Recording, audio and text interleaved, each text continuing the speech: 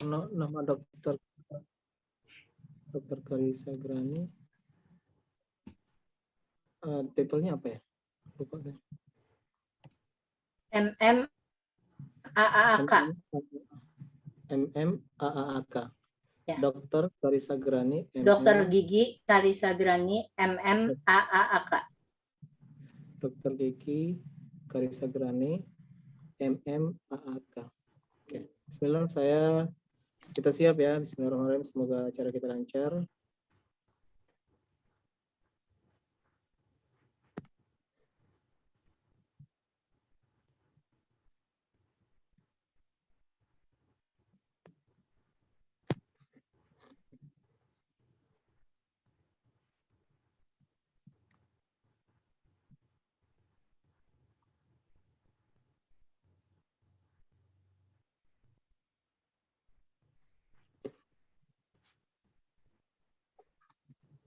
طلع البدر علينا من ثنيات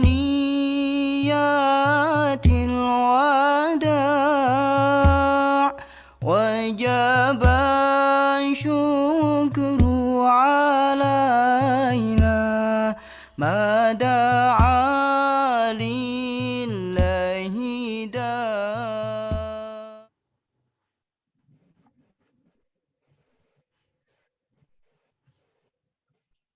Bismillahirrahmanirrahim. Assalamualaikum warahmatullahi wabarakatuh. Kembali lagi dengan saya Dengzul Abakareba Baji. Semoga selalu dalam lindungan Allah Subhanahu wa taala. Alhamdulillah, pada hari ini kembali lagi kita live streaming dalam kegiatan tim Hore. Alhamdulillah dengan tema mengelola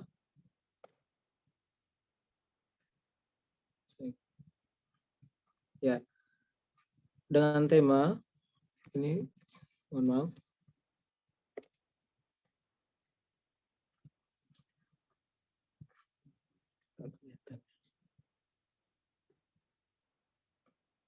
Mohon maaf, kesalahan teknis. Saya tidak bisa baca. Mengelola pikiran kita dengan perasaan positif. Dan pada kesempatan kali ini dihadiri oleh pemateri kita yang sudah tidak asing lagi bagi kita, yaitu Dr. Aisyah Dahlan, CHT, CM, NLP. Dan insya Allah beliau sudah bersama kita di tengah-tengah kita untuk bersiap-siap membagikan ilmu beliau tentang bagaimana cara mengelola pikiran kita dengan perasaan positif. Dan pada kesempatan kali ini pula akan dihadiri oleh tamu kita yang sudah tidak asing bagi kita juga, yaitu Dr. Gigi Karissa Grani, MMAAK, dan beliau juga sudah berada di tengah-tengah kita. Insya Allah juga akan menghidupkan kegiatan kita nantinya sampai di akhir acara. Bagi peserta yang sudah bergabung dengan tim Hore di Zoom meeting ini, harap tetap mengikuti aturan-aturan nantinya disampaikan oleh panitia, dan juga tetap berniat kita perbaiki niat kita untuk sama-sama menimba ilmu. Bagi teman-teman yang baru berkunjung di channel Dengzul, jangan lupa untuk subscribe, like, dan share-nya, serta komen di bawah. Nyalakan lonceng notifikasinya agar tidak ketinggalan info-info terbaru dari channel Dengzul. Waktu dan tempat saya serahkan kepada panitia. Bismillahirrahmanirrahim. Assalamualaikum warahmatullahi wabarakatuh. Alhamdulillahirabbil alamin. Wa bihi nasta'in ala umuri dunya waddin. Wassalatu wassalam ala asrofil mursalin wa ala alihi washabbihi ajmain. Amma ba'd. Yang sama-sama kita hormati pada sore hari ini narasumber kita, Bu Dr. Aisyah Dahlan, CHT, CM, NLP bersama timnya. Bintang tamu kita pada sore hari ini Dr. Gigi Karissa Grani MMAAK, para YouTuber grup Tim Hore, Dewan Pengurus Tim Hore baik pusat maupun daerah, Bapak Ibu rahimakumullah yang sudah bergabung pada sore hari ini. Mari kita senantiasa mengucapkan rasa syukur kita kepada Allah Subhanahu wa taala atas limpahan rahmat, inayah kepada kita semua pada sore hari ini, sehingga kita bisa hadir dalam kajian yang penuh barokah ini. Salawat beserta salam selalu tercurahkan kepada baginda Nabi besar Muhammad SAW, kepada keluarga, sahabat, dan pengikutnya. Semoga kita semua termasuk umatnya yang nantinya akan mendapatkan syafaatnya di yaumul kiamah. Amin ya rabbal alamin. Adapun susunan acara pada sore hari ini yaitu pembukaan, dilanjutkan pembacaan ayat suci Al-Quran Surah Al-Baqarah ayat 12 yang akan dibacakan oleh Ananda Aisyah Rahmakiana dan sari tilawah oleh Bunda Eta Rahmayanti. Selanjutnya kajian dakwah kreatif tim Hore dengan narasumber Dr. Aisyah Dahlan, CHT, CM, NLP dengan tema mengelola perasaan dan pikiran positif. Dilanjutkan sesi tanya jawab, dilanjutkan doa dan penutup. Sebelum kita mulai kajian online kita pada sore hari ini, saya menginformasikan bahwa kajian ini disiarkan secara langsung lewat channel YouTube Daeng Zul dan beliau merupakan salah satu YouTuber yang tergabung dalam grup tim Hore. Dan juga disiarkan secara langsung di channel YouTube Dr. Aisyah Dahlan. Baik, adapun untuk kelancaran acara kajian online kita pada sore hari ini, ada beberapa tata tertib yang harus Bapak Ibu patuhi, diantaranya yang pertama yaitu selama kajian berlangsung, mohon maaf, tidak diperkenankan untuk menyalakan mikrofon. Mikrofon akan di-set dalam keadaan mute.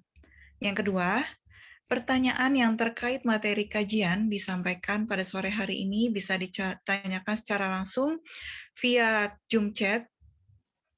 Bisa langsung diketik di situ nama dan pertanyaan, kemudian pertanyaan yang masuk akan kami seleksi dan akan dibacakan pada saat sesi tanya jawab berlangsung. Yang ketiga, dianjurkan untuk memakai busana sesuai syariat agama Islam. Baik, kepada Bapak Ibu rahimakumullah, mari sama-sama kita membuka kajian online kita pada sore hari ini dengan membaca basmalah. Bismillahirrahmanirrahim. Baik, berikut ini akan kita tampilkan video dari profil narasumber kita, yaitu Bu Dr. Aisyah Dahlan. Dipersilahkan untuk disimak terlebih dahulu. Dr. Aisyah Dahlan, Certified Hypnotherapist, Certified Master Neuro-Linguistic Programming Practitioner. Lahir di Jakarta, 17 Desember 1968. Kegiatan Medical Doctor, Konsultan Penanggulangan Penyalahgunaan Narkoba, Certified Hypnotherapist, Praktisi Neuroparenting Skill. Riwayat pendidikan TK Cempaka, Jakarta, SD Negeri Duren 3, Jakarta, SMP Islam Al-Azhar, Sisingamangaraja, Jakarta, SMA Islam Al-Azhar, Sisingamangaraja, Jakarta, Sarjana Kedokteran di Fakultas Kedokteran Universitas Hasanuddin, Makassar. Program Profesi Dokter di Fakultas Kedokteran Universitas Gadjah Mada, Yogyakarta. Drug Abuse Counselor Training di Rumah Pengasih Kuala Lumpur, Malaysia. Certified Hypnotherapist pada Scientific EEG and Clinical Hypnotherapy di Adi W. Gunawan Institute Mind of Technology, Surabaya. Certified Hypnotist dari The Indonesian Board of Hypnotherapy, IBH. Certified Hypnotherapist dari The Indonesian Board of Hypnotherapy, IBH. Certified Master Practitioner Neo-Neuro-Linguistic Programming dari NNLP Society Indonesia. Riwayat pendidikan 1998 sampai dengan 2002, Kepala Unit Narkoba Rumah Sakit Harum, Jakarta. 1998 sampai sekarang, Ketua Yayasan Sahabat Rekan Sebaya. 1998 sampai sekarang, Family Counselor di beberapa LSM penanggulangan narkoba. 1999 sampai 2001, Koordinator Unit Narkoba Rumah Sakit Pondok Indah, Jakarta. 1999 sampai 2001, Puskesmas Kecamatan Cilandak. 2003 sampai sekarang, Pembina Padepokan Recovery Slankers, Slank. 2003 sampai 2016, Kepala Unit Narkoba Rumah Sakit Bayangkara, Sespimma Polri, Jakarta. 2008 sampai 2014, Staf Ahli Kalakar BNN, Bidang Terapi dan Rehabilitasi. 2015 sampai sekarang, Ketua Asosiasi Rehabilitasi Narkoba Indonesia, AIRI. 2016 sampai sekarang, Penasehat Unit Narkoba Rumah Sakit Bayangkara, Lemdikpol, Jakarta. Penghargaan tahun 2020. Penghargaan sebagai Parenting and Health Daiyah dari Media Muslim Choice Award. Tahun 2018 mendapat penghargaan sebagai Perempuan Inspiratif di Indonesia dari Organisasi Aksi Solidaritas Era Kabinet Kerja, OASE. Tahun 2014 mendapat penghargaan IndiHome Inspiring Woman Award dari Telkom Indonesia sebagai Woman Health Activist. Tahun 2013 mendapat penghargaan dari She Can Award Tupperware sebagai salah satu wanita inspiratif di Indonesia. Tahun 2011, Sang Teladan, penghargaan kesehatan dari Tempo Media dan Dekolgen.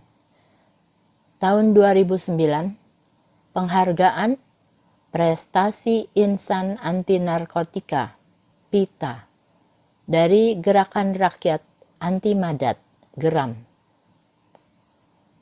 Tahun 2009, penghargaan dari Presiden Republik Indonesia dengan nama Warga Utama dalam bidang terapi dan rehabilitasi narkoba. Tahun 2008, penghargaan dari organisasi Bersama sebagai pembina rehabilitasi komunitas Slankers. Tahun 2008, penghargaan tingkat madya dari BNP Provinsi Jakarta dalam bidang penanggulangan penyalahgunaan narkoba. Tahun 2007, penghargaan sebagai orang yang bekerja dengan nurani menurut 8 Habits Stephen Covey dari Dunamis Organization Services.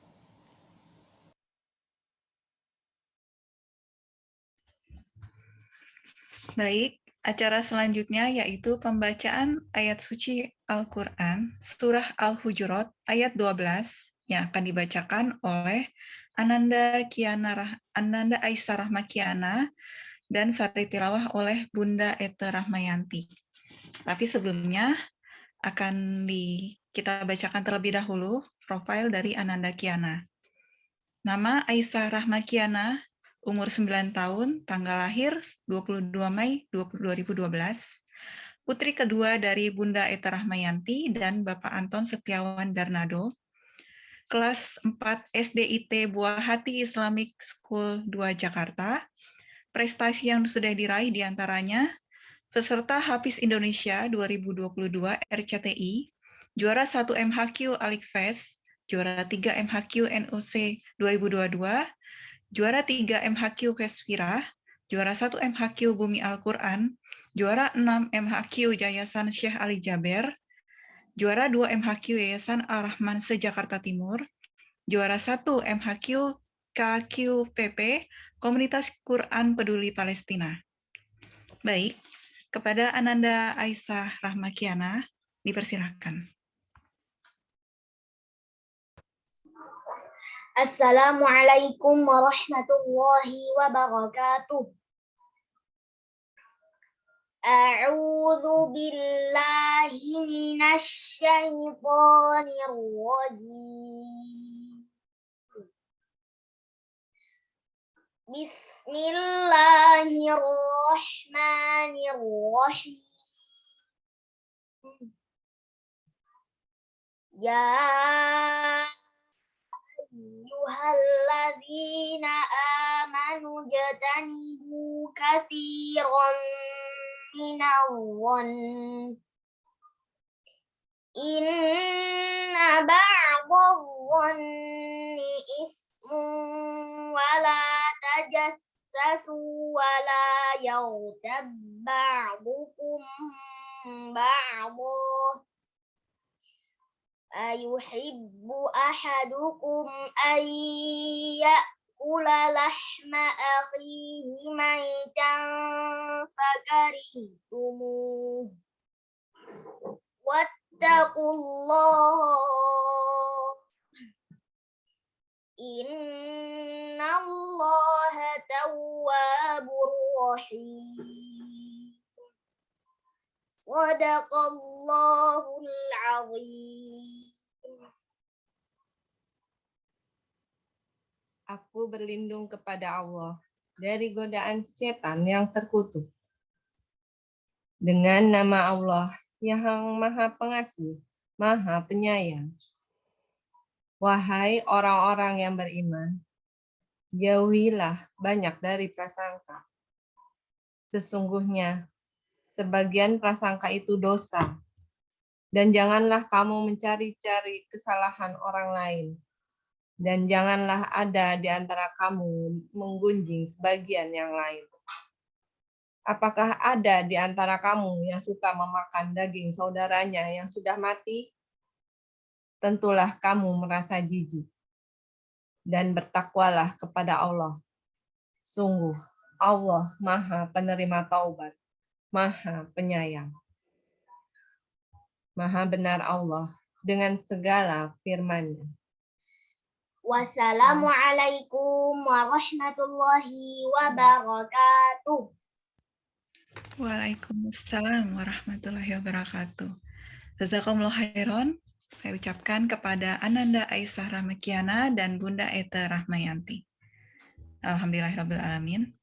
Baik, acara selanjutnya yaitu kajian bersama Dr. Aisyah Dahlan, CHT CM NLP. Baik, alhamdulillah kali ini kita bertemu dengan narasumber yang sudah tidak asing lagi dan sudah lama kita tunggu-tunggu. Baik, sebelumnya saya memastikan dahulu apakah beliau sudah hadir. Assalamualaikum warahmatullahi wabarakatuh, Bu Aisyah. Waalaikumsalam warahmatullahi wabarakatuh. Alhamdulillahirrahmanirrahim. Bagaimana kabarnya, Bu Aisyah? Alhamdulillah, bikhair, alhamdulillah. Alhamdulillah bikhair.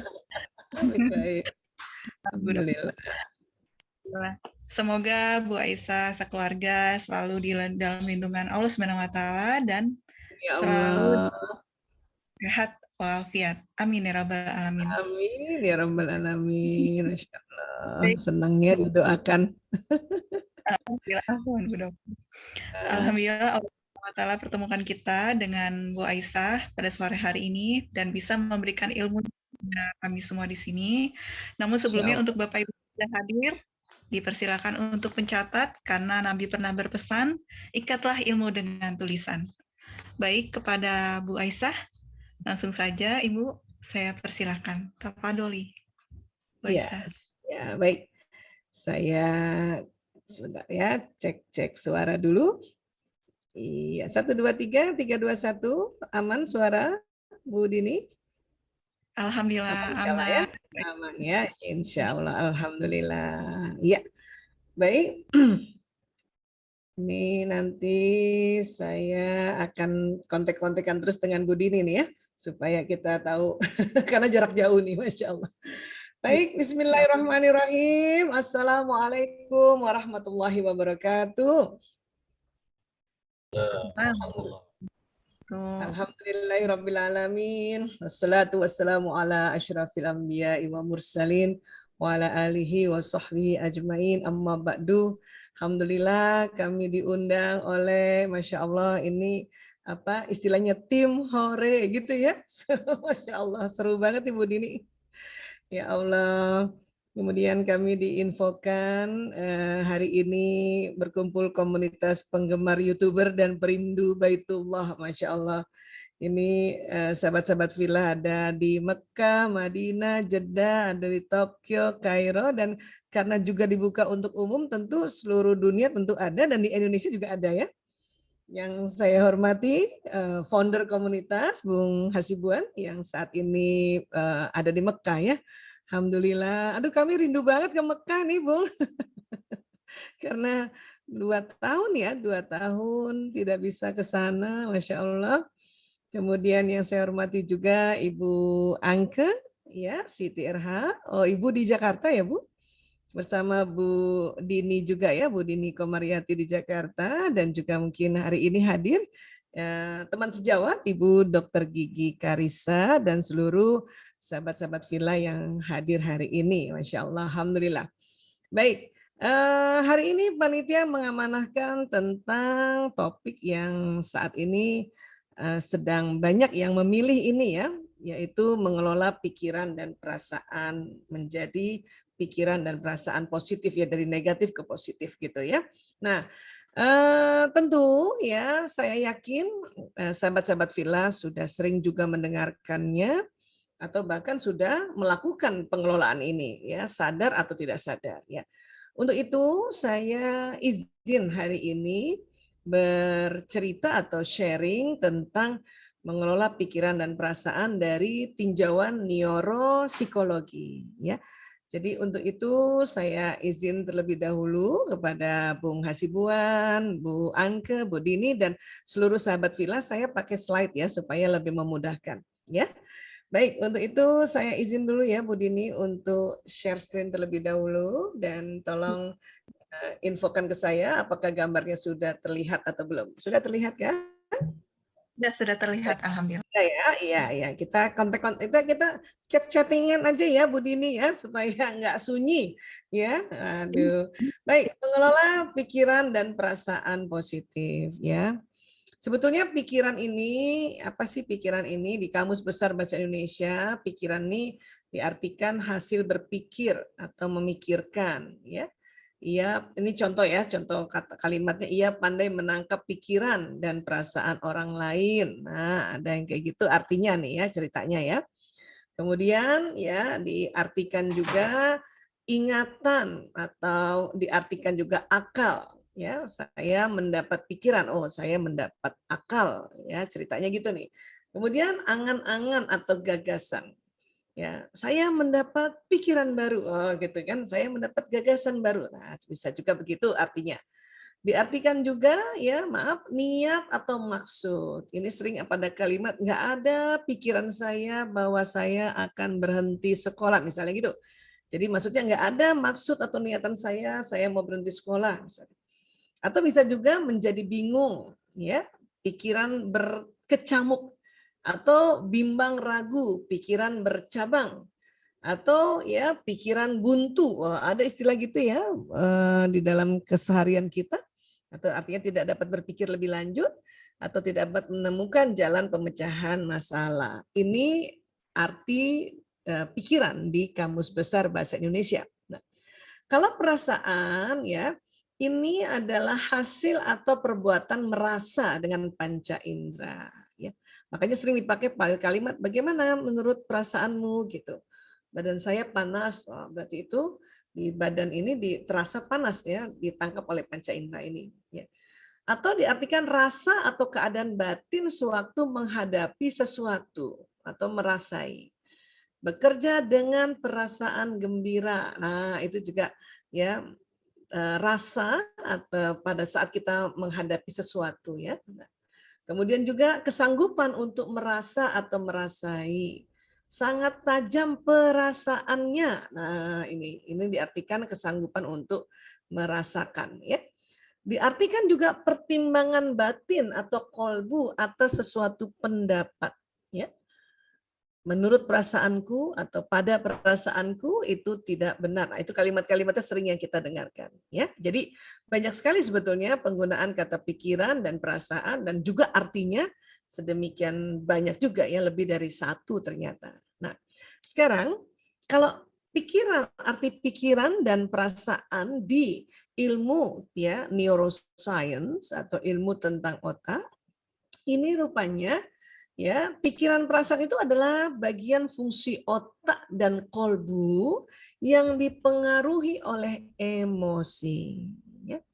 Saya memang sering sekali diminta untuk cerita tentang pikiran perasaan, tetapi itu tadi karena bidang kami di bidang kesehatan, maka saya mengambilnya dari tinjauan neuroscience ini. Ya, nah, kalau gitu fungsi otak dan kolbu yang dipengaruhi emosi, kalau gitu emosi itu apa kan gitu ya. Emosi ini ternyata ini adalah bahasa Latin yaitu emovere artinya keluar dan movere bergerak. Jadi keluar bergerak atau bergerak keluar gitu. Atau ada juga yang mengartikan ya bergerak menjauh. Jadi orang rupanya kalau ada emosi dia bergerak gitu. Ya, atau keluar dari dalaman tubuh kita ini atau dalaman benak kita ini dalam bentuk satu gerakan kan gitu. Ya. Nah, kalau di kamus besar lagi, emosi ini diartikan luapan perasaan dan pikiran yang berkembang dan surut dalam waktu singkat. Jadi perasaan pikiran ini bisa berkembang dan bersurut ya. Ini luapan emosinya tuh begitu ya.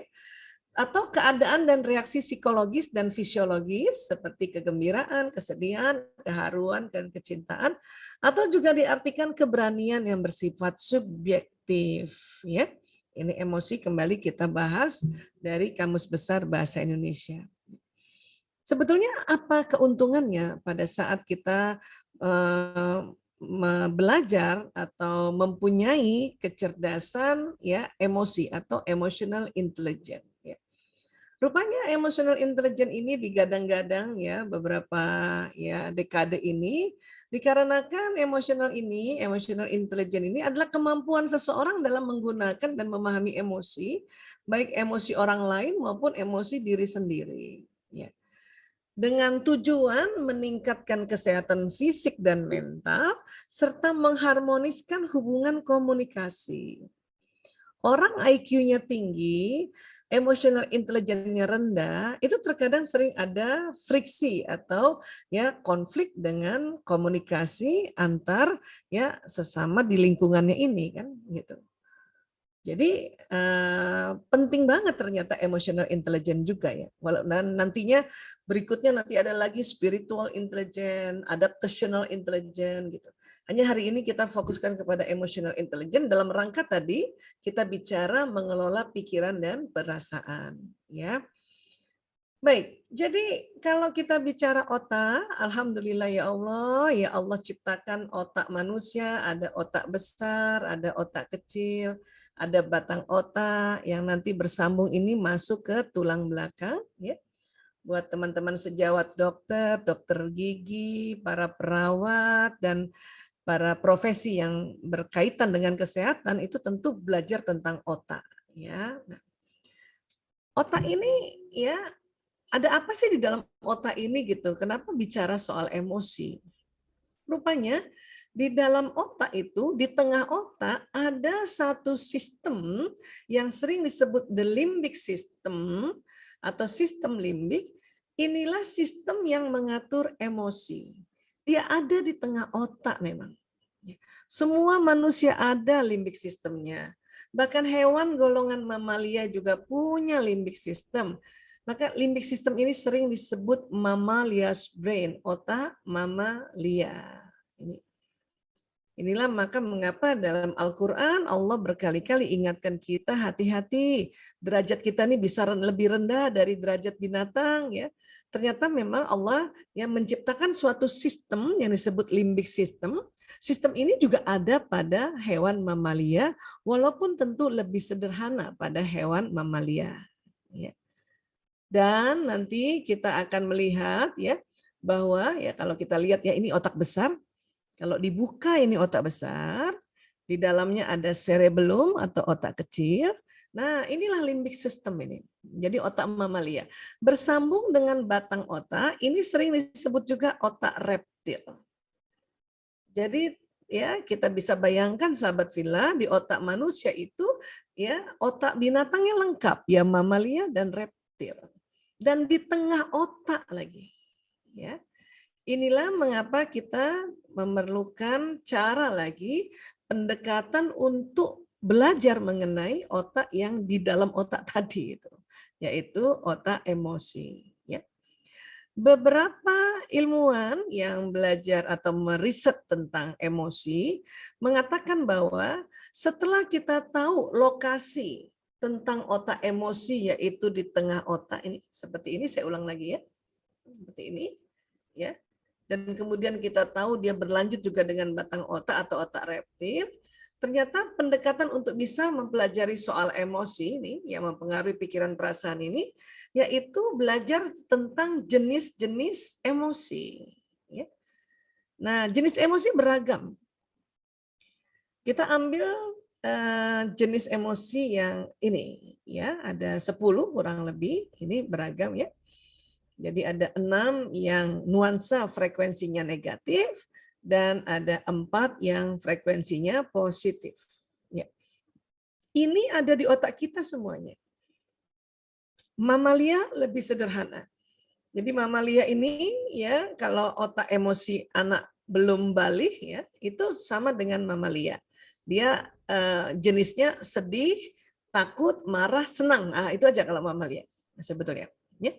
Nah, kalau nanti sesudah balik dan sampai usia kita dewasa atau lanjut, itu emosinya lebih variasi. Ada yang bikin variannya lebih banyak lagi karena marah ini bisa dipecah. Marah, kesel, jengkel, ya, benci, ini masuk di sini. Ya, sombong juga bisa dipecah nih, mulai dari ria, sombong, belagu, gitu ya. Takut aja bisa dipecah lagi nih ya, cemas, khawatir, was-was, nah ini masuk di sini. Sedih juga bisa. Tapi untuk lebih memudahkan kita belajar yang ini saja ya. Dan ini semua ada di otak kita. Kalau digabungkan dengan ilmu nafs ya, ini ternyata ada lawama. Lawama diletakkan di bawah sekarang ya karena lawama ini lebih energinya rendah ya. Itu ada berlara diri termasuk ya sedih ini. Kemudian amarah karena rupanya amarah itu posisinya di 150 Hz ya. Kemudian ya seperti tadi juga emosi tidak semuanya energinya negatif. Dia ada yang positif. Nafs juga begitu ya. Ada yang positif yaitu mutmainnah. Walaupun kalau kita belajar nanti tasawuf ini mutmainnah sendiri ini bisa dibagi-bagi ya, tapi sekarang kita bagi 3 saja ini. Di mana mutmainnah ini frekuensinya ya emosi ini lebih positif. Jadi makin naik ini masuk di kategori mutmainnah. Ya. Kalau dari tinjauan ilmu emosi, apabila kita mengerjakan suatu hal ya, kemudian kita ada emosi yang courageous, semangat, acceptance, menerima, di sini bersyukur, damai, tenang, dan pencerahan, inilah disebut ikhlas gitu. Ini ada semua di otak kita, nggak bisa hilang. Yang ada adalah pada saat turun ini harus dinaikkan. Nah ini, ya makanya istilahnya move on, come on, move on gitu. Nah untuk move on ke atas inilah ya berbagai macam cara sebetulnya yang ada pada manusia. Ya, berbagai macam cara kalau kita ingin move on ke atas ya. Apa sih ya caranya? Nah, yang pertama kita kan setelah tahu bahwa emosi itu berlevel Oh, emosi ini memang nggak bisa hilang. Oh, emosi itu naik turun. Nah, itu kita tahu dulu itu ya, sehingga kita memaklumi bahwa oh, emosi begini ya kan gitu. Ya.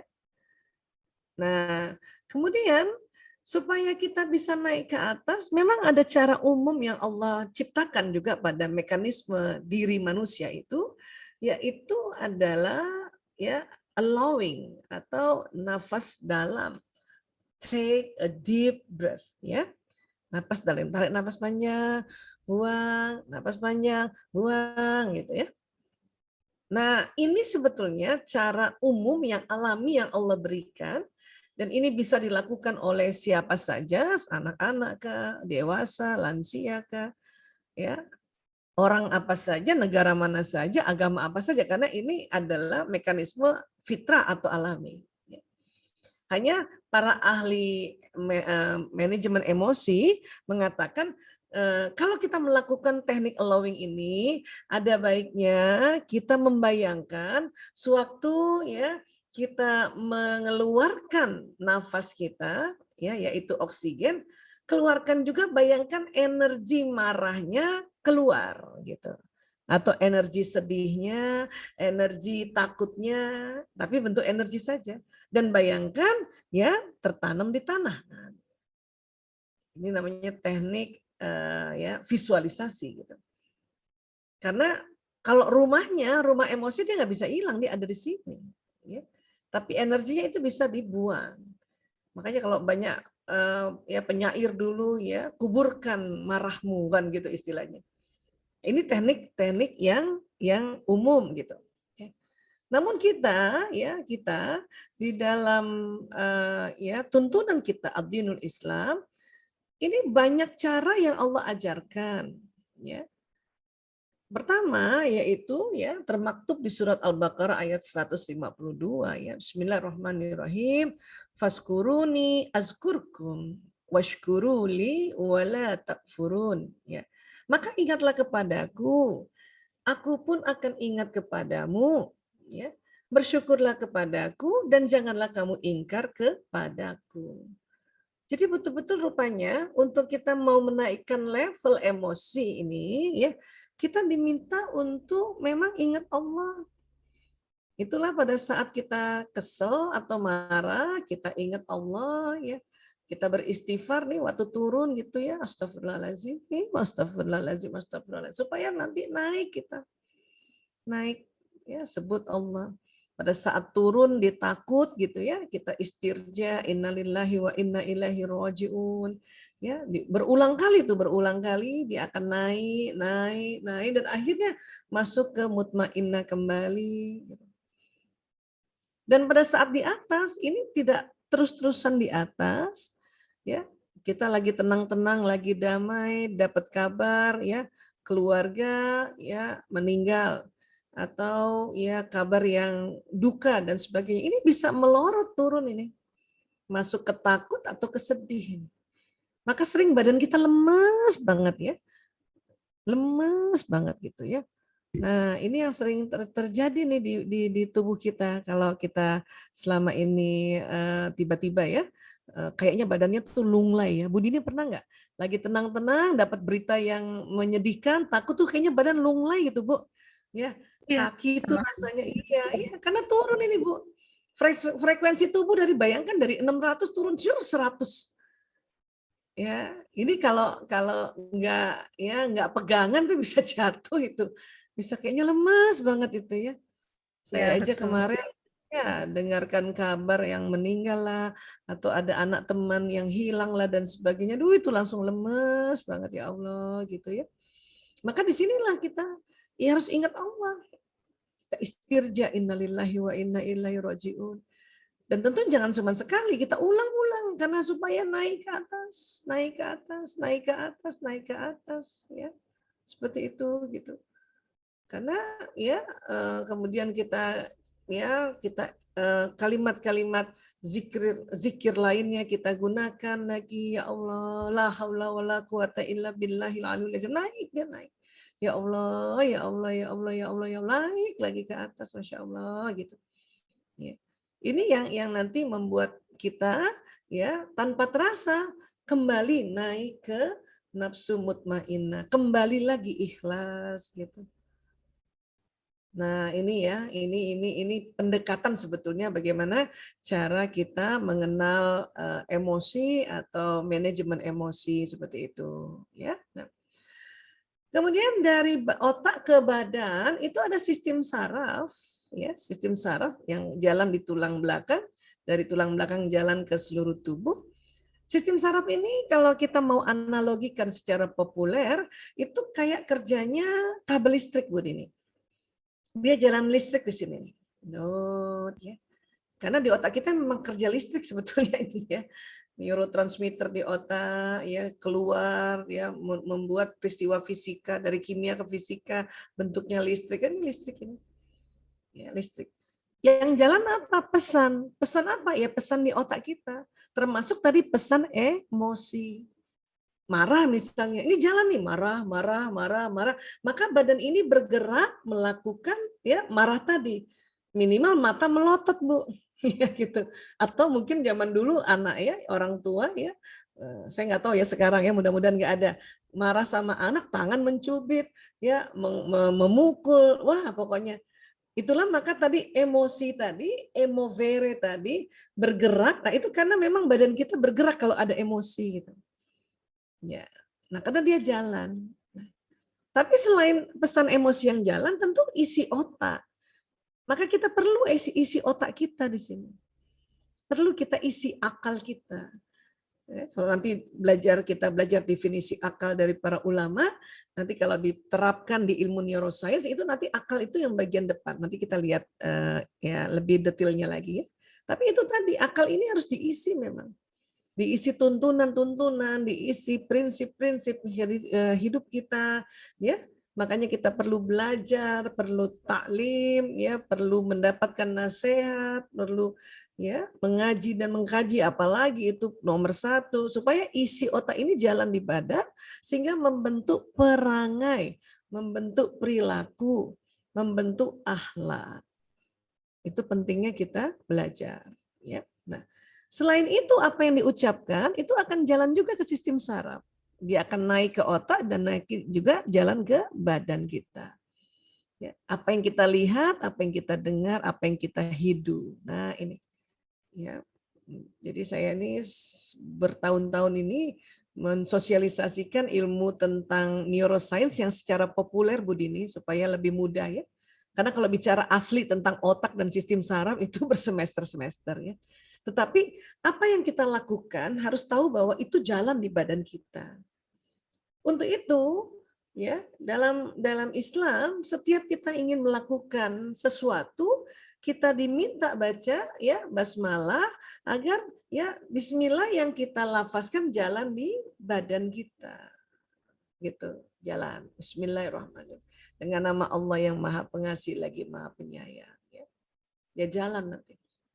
Badan apabila mendengarkan lafaz basmalah itu sel-sel tuh gembira banget. Ya, gitu ya. Kalau dia bisa kita dengarkan dia teriakan gembiranya gembira karena semua sel ini hidup ya. Nah, begitu juga waktu turun level emosi kita tadi ketakut, maka kita lafazkan tadi inna lillahi wa inna ilaihi rajiun. Maka kalimat inna lillahi wa inna ilaihi rajiun jalan di badan kita. Ya. Jalan di badan kita, jalan ke otak, masuk dulu ke otak emosi. Ya, tadi kita tahu otak kita ada otak reptilnya, ada otak mamalianya.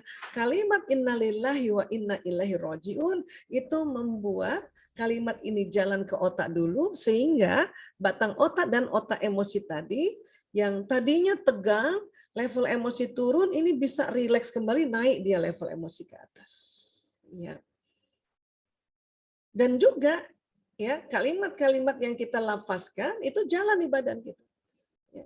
Innalillahi sesungguhnya kita semua ini milik Allah wa inna ilaihi rajiun dan sesungguhnya kepadanya kita kembali ya. Nah itu jalan dan tubuh juga ngerti bahwa oh ya tubuh ini miliknya Allah dan pada Allah lah kembali gitu. Ya. Pesan ini jalan cepat sekali. Kecepatan neurosensorik itu sekitar 240 km per jam. kecepatan neuron motorik 320 km per jam. Cepat banget itu. Shut, shut, shut. Termasuk lafaz-lafaz zikrullah lainnya seperti istighfar, astagfirullahaladzim, astagfirullahaladzim. Dia jalan itu. Ya. Pada saat kita bertasbih subhanallah, itu jalan itu. Hanya kadang karena kita tidak tumak nina, buru-buru kita bertasbih, buru-buru kita berzikir, ya, maka kita nggak merasakan jalannya itu. Gitu. Padahal kita diminta untuk khusyuk. Ya. Khusyuk itu biasanya adalah kondisi yang kita tenang dan kita mengaktifkan otak kiri kanan. Otak kiri biasanya untuk otak lafaz, ya, baik sir maupun jahir, ya, jahar. Otak kanan otak membayangkan. Jadi pada saat kita mau lebih cepat mengelola pikiran perasaan kita yang tadi dipengaruhi oleh emosi, dan emosi supaya cepat naik levelnya, maka pada saat kita lafazkan astagfirullahaladzim, bayangkan kalimat ini jalan di badan kita. Oh, itu bisa merinding-merinding tuh, Bu. Ya. Dan memang paling mujarab sekali itu kalimat istighfar ini untuk mendelete, ya, apa yang kita tadi, emosi kita turun tadi, naik, dia turun kan marah. Langsung dikejar oleh istighfar ini, astagfirullahaladzim. Selain dia ke atas, dia ke bawah, dia mendelete, dia kejar itu emosi marah itu, ya, mendelete itu tadi. Ya, agar tidak mengganggu, ya, kerja dan di metabolisme badan kita ini. Kalau badan kita marah, maka ini badan jadi ikut sakit. Itulah ada istilahnya, Bu Dini, psikosomatis. Soma tuh badan kita menjadi sakit karena psikologis. Nah, kalau bicara psikologis berarti bicara otak emosi. Seperti itu. Ya. Nah, istighfar ini paling dahsyat nih. Ya, astagfirullahaladzim, Kenapa? Karena rupanya memang banyak sekali, ya, fadilah istighfar, manfaat istighfar yang Allah sampaikan lewat Al-Quran dan hadis-hadis. Kita ambil satu hadis saja ini sudah 3 manfaatnya. Ya. Rasulullah SAW bersabda, siapa saja rutin membaca istighfar, maka Allah akan memberikan solusi atas setiap kesulitannya, penyelesaian bagi setiap permasalahannya, dan dia akan memberinya rezeki dari jalan tak terduga. Seperti itu. Insya Allah. Ya. Nah, sekarang pada saat kita istighfar sebetulnya, ya, astagfirullahaladzim. Itu huruf jahar yang keluar kan banyak, ya. Huruf yang membawa karbon dioksida itu banyak. Maka nanti tanpa terasa hidung menarik oksigen secara otomatis. Coba sahabat-sahabat villa istighfar, kita sama-sama istighfar, ya. Astagfirullahaladzim. Keluar tuh. Nah, hidung langsung tarik oksigen, ya. Coba deh Bu Dini istighfar deh, Bu. Astagfirullahaladzim. Astagfirullahaladzim. Rasakan keluar, terus hidung tanpa terasa, Ibu nggak perintahkan tarik oksigen tuh. Coba istighfar. Ya, astagfirullahaladzim. Kan langsung, ya. Betul. Dan itu, ya, itu jauh lebih banyak daripada waktu kita ambil nafas. Gitu. Waktu ambil nafas kurang lebih 3 liter, kalau kita habis istighfar, itu oksigen masuk 5 liter. Nanti masuk ke paru-paru, ya, paru-paru masuk jantung, jantung memompa darah, membawa darah yang banyak, bawa oksigennya, nanti melewati batang otak tadi, melewati otak mamalia tadi. Sehingga tadi batang otak yang tegang, otak mamalia yang tegang, kalau dialiri darah yang banyak oksigen, itu jadi rileks kembali. Level emosi naik lagi menjadi level mutmainnah, gitu. Nah, ini yang terjadi sebetulnya di dalam tubuh kita, ya, di dalam tubuh kita. Nah, itulah makanya kita ada apa-apa langsung istighfar aja. Dan itu memang benar-benar luar biasa, Masya Allah. Ya. Nah, ini, ya, maka mengapa cara untuk umat Islam agar bisa mengelola emosinya, ya itu, ya. Kita berzikir, ya Allah, astagfirullahaladzim, la ilaha illallah, inna lillahi wa inna ilaihi rajiun, supaya dia naik. Nah, ini dalam kajian respirasi itu narik oksigen yang banyak. Ya. Kemudian tadi Pikiran di mana sih Bu Aisyah pikiran? Nah, pikiran itu nanti salah satu kerja dari akal. Dan kesepakatan para ahli dan para ulama, akal itu kalau di otak itu bagian depan. Namanya prefrontal cortex di belakang dahi. Karena akal sama otak tuh beda ya nanti ya. Ya, akal bagian dari otak ya. Karena nih otak nih keseluruhan nih. Jadi otak itu ada akal, ada otak emosi, nanti ada otak ya, ada otak yang fungsi-fungsi lainnya. Fungsi watak, fungsi bakat dan lainnya, fungsi gerakan dan sebagainya. Ya. Tapi yang di depan nanti di daerah ya prefrontal istilahnya ya, mohon izin kita pakai bahasa Latin, disinilah nanti akal itu. Ya. Nah, kalau perasaan di mana? Perasaan ternyata salah satu kerja dari kolbu, dan ternyata kolbu saat ini merujuk organnya adalah jantung. Dan memang ini jantung ini di fisudur ya, di dada. Karena yang di rongga dada itu yang ada jantung sama paru-paru gitu.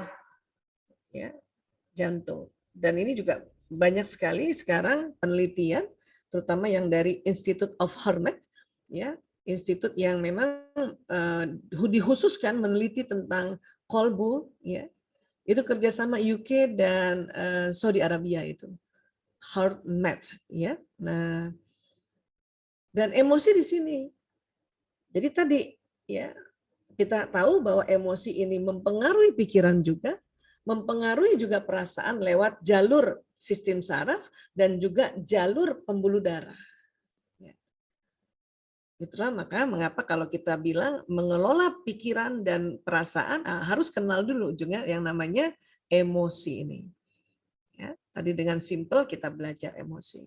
Nah sekarang untuk itu supaya pikiran kita juga terkelola baik, maka ini pikirannya di prefrontal cortex ini, ya, ini ada neuron-neuron di dalamnya dan neuron-neuronnya ini bersambung-sambung. Ya, membentuk apa? Membentuk memori, membentuk ingatan, ya. Maka disinilah kita harus isi otak kita atau akal kita ini, ya, dengan apa? Dengan mengaji dan mengkaji tentang apa yang Allah mau, gitu. Apa sih? Allah maunya apa kita hidup di dunia? Allah maunya apa kalau kita jadi suami? Allah maunya apa kalau kita jadi istri? Allah maunya apa kalau kita jadi orang tua? Allah maunya apa kalau kita jadi saudagar? Agar apa? Agar neuron yang terkoneksi ini di otak bagian prefrontal membentuk memori prinsip-prinsip ad-dinul Islam. Untuk kita menjadikan ad-din tadi. Jadikan pegangan, jadikan petunjuk. Ini di sini. Kita mengaji dan mengkaji ayat demi ayat, tafsirnya kita dengarkan juga para guru kita mentafsirkan ayat demi ayat, aplikasinya dengan ya kondisi sekarang, ya diperkuat dengan kita belajar ya sirah Rasulullah SAW, sirah para nabi, agar ini isinya ini itu adalah prinsip-prinsip ya. Supaya emosi yang di sini itu bisa tercounter dengan ilmu sebetulnya. Tapi di sisi lain juga terkadang walaupun sudah belajar dan kita sedang emosi ini ya, sedang kaku batang otak dan otak emosinya, sering ini ilmu yang di prefrontal terblokir sementara. Bu Dini punten ya, mohon maaf ini. Pernah nggak kan kita udah rajin taklim juga ya Bu Dini ya. Tapi kalau lagi marah, terasa nggak pas lagi marah lupa semua tuh ilmu-ilmu ya, walaupun lupanya sementara. Terkadang kita nggak bisa mengelola posisi nggak bisa mengakses pikiran itu. Kita gitu, perasaan kita tuh Bu Aisyah ya. Jadi nggak bisa mengontrol. Iya, diblokir karena ini lagi tegang. Ini otak emosi sedang tegang. Ya. Nah, itulah maka harus masuk Astaghfirullahaladzim. Innalillahi wa inna ilaihi rajiun. La ilaha illallah. Ya. Tentu kalimat-kalimat zikrullah ini secara ubudiyah ya, secara ya penghambaan itu dahsyat banget. Ya. Nah, ditambah kita belajar sedikit bahwa oh itu yang terjadi ya. Dengan kita lafazkan kalimat-kalimat zikrullah ini yang batang otak ini, yang otak reptil itu kan fight or flight, respon tubuh. Ya, ngeyel sama ngambek, nah itu kerja batang otak nih. Kalau tadi otak limbik sistem, otak mamalia lebih variatif tadi jenisnya kan. Nah, akhirnya baru kita ingat lagi.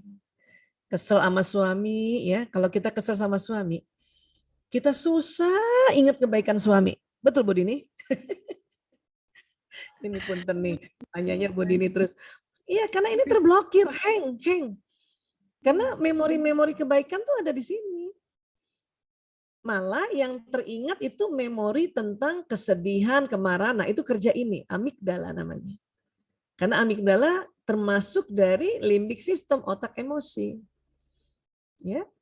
Kalau kita kesel gitu ya, lihat suami pulang mukanya rata gitu, nggak senyum-senyum, padahal kita udah senyum gitu ya. Udah deh, kita langsung kesel tuh kan, dia nggak pernah senyum, memang dari dulu nggak pernah senyum, ya kayaknya dia udah nggak seneng lagi sama aku, mikirnya gitu kan. Karena yang terakses ilmu ya, ilmu di sini nggak terakses, tetapi pengalaman kesedihan, pengalaman kemarahan, pengalaman kekecewaan ini yang terakses. Karena ini memori-memori kesedihan tuh di sini ada dua nih kanan kiri nih, amigdala namanya. Dan ini bagian dari emosi ini sendiri. Itulah kita langsung delete dia atau kita counter dia dengan astagfirullahaladzim, astagfirullahaladzim gitu. Sehingga rileks kembali, baru ingat lagi ilmunya. Oh iya ya, laki-laki memang wajahnya rata karena hormon testosteron membentuk otot wajah laki-laki yang tidak bisa selentur perempuan gitu. Baru ingat ilmunya lagi. Akhirnya kita memahami. Pertama memaklumi karena tahu. Kemudian naik tingkat faham, makanya mahfum gitu. Ya, langsung kita ketawa lagi. Oh iya ya, terus dalam hati, ya Allah, suamiku laki-laki banget. Kenapa? Susah senyum. Gitu ya Bu Angke ya. Nah, itu. Artinya apa? Karena banyak orang mengatakan kalau gitu nggak perlu banyak ilmu dong. Siapa yang bilang nggak perlu? Justru perlu. Karena kalau otak kita kosong, ini lebih tegang lagi. Ya, sudah istighfar, alhamdulillah sudah rileks, tapi ini nggak diisi, langsung tegang lagi ini. Karena nggak ada isinya, nggak ngerti. Karena isi-isi ini nih, ya memori-memori prinsip inilah yang nanti akan menjadi guidance melakukan pertimbangan. Ya, pertimbangan yang hak dan batil. Itulah kerja akal itu. Makanya harus belajar isi lagi. Dan nggak bisa sekali belajar karena ya kalau baru sekali belajar ini sambungannya tipis. Ya, sahabat-sahabat Villa lihat ya, sambungannya ada tipis. Untuk itu harus ditebalkan. Bagaimana cara tebalkan? Mengulang. Jadi dalam proses belajar itu ada namanya proses pengulangan. Ya, murojaah. Ya, kalau kita mau hafal Quran, hafal ayat-ayat Quran, kita harus ulang supaya tebal. Dan kalau nanti sudah tebal, ya memorinya kuat, ingat banget. Karena otak ini bisa bertumpuk-tumpuk. Kalau belajar ya nggak diulang-ulang itu ada dulu pernah belajar ketutup tuh tertimpa lagi dia dengan sambungan lainnya ya ini kerja otak ya. Kemudian kalau kerja kolbu bagaimana Bu Aisyah? Rupanya kolbu ini jantung ini pada tahun 91 Dr. J. Andre Armour dari Montreal Kanada menemukan bahwa di jantung terutama di serambi kanan dan di bilik belakang atau istilahnya ya dorsoventrikel itu di otot-ototnya ditemukan neuron, sel otak. Kalau di otak jumlahnya 100 miliar, di jantung jumlahnya 40.000 neuron. Ya. Dan ini juga terjadi sambungan-sambungan apabila kita belajar. Itulah kata para ahli, jantung itu bisa belajar. Nah, inilah disepakati bahwa sebetulnya kolbu itu jantung. Para ulama juga termasuk Imam Al-Ghazali sudah bilang kolbu itu ciri-cirinya ya dia organnya ada di dada cenderung ke kiri ya ada rongganya dan di dalamnya ada darah hitam sekali. Nah, itulah jantung. Bahkan Imam Al-Ghazali sebetulnya sudah menemukan bahwa di jantung ini ada suara Tuhan.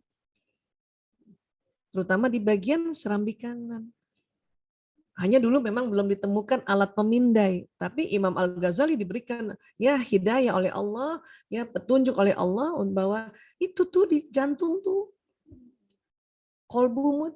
Kalau bahasa Indonesia kolbu diartikan hati itu ya menurut Profesor Nasaruddin Umar karena keterbatasan vocabulary-nya bahasa Indonesia untuk mengartikan kolbu ini gitu. Maka dulu dinamakan hati. Jadi sekarang kalau kita bilang hati yang ditunjuk, yang dipegang jantung juga sebetulnya. Tak mengapa, tapi yang penting sekarang secara ilmu pengetahuan kita tahu, oh dia nih jantung. Ya. Apa sih yang kenapa kok bisa ada suara Tuhan?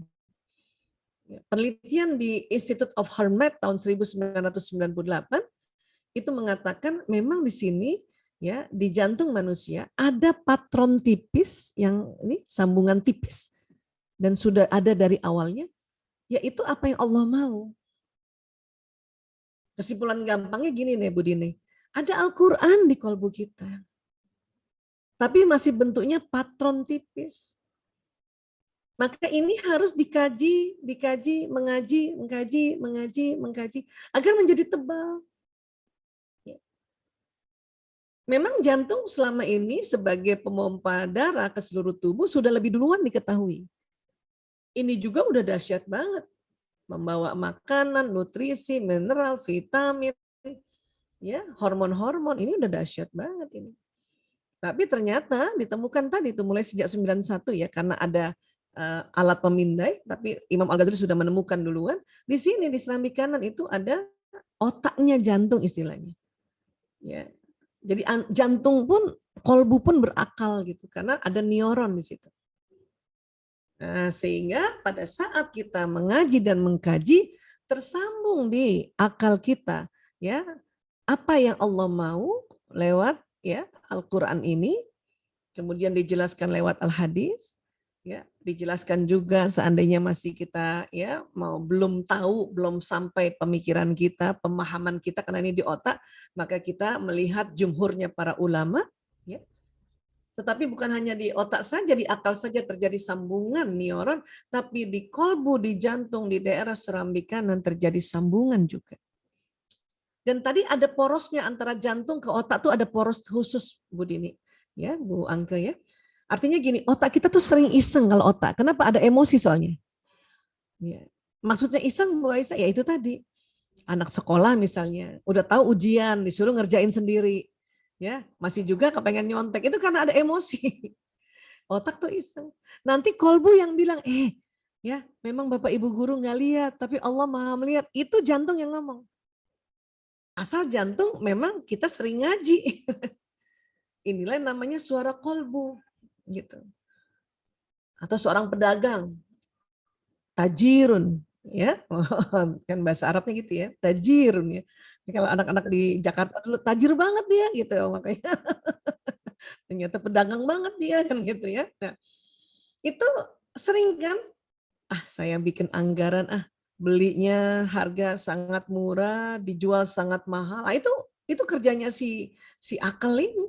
Karena ini sering terwarnai oleh emosi, maka iseng ini akal kita ini otak kita nih. Nanti kolbu yang bilang jangan gitu. Rasulullah kalau ya berdagang nggak kayak gitu. Rasulullah jujur kalau barangnya rusak ya rusak. Itu kolbu yang ngomong. Asal kita juga ya baca sirah Nabi. Karena apa yang kita pelajari ini memang sudah ada di sini tapi belum tersambung dengan kuat kalau tidak diulang-ulang. Nah inilah makanya suara kolbu ini akan nyala. Ya. Kalau kita belajar tentang hal yang lain, misalnya terlalu banyak belajar sekularisme, terlalu banyak belajar yang ya liberalisme, itu hati-hati. Sambungan di jantung atau di kolbu, sambungan Al-Qur'annya tertutup nanti. Tertutup, tersambung. Yang sambungan pelajaran lain. Itulah Rasulullah SAW bersabda, kalau mudghah ini baik, maka baik pula seluruh tubuh. Kalau mudghah ini buruk, buruk pula seluruh tubuh. Ya. Nah, mudghah itu ya bernama kolbu. Nah, ini dia.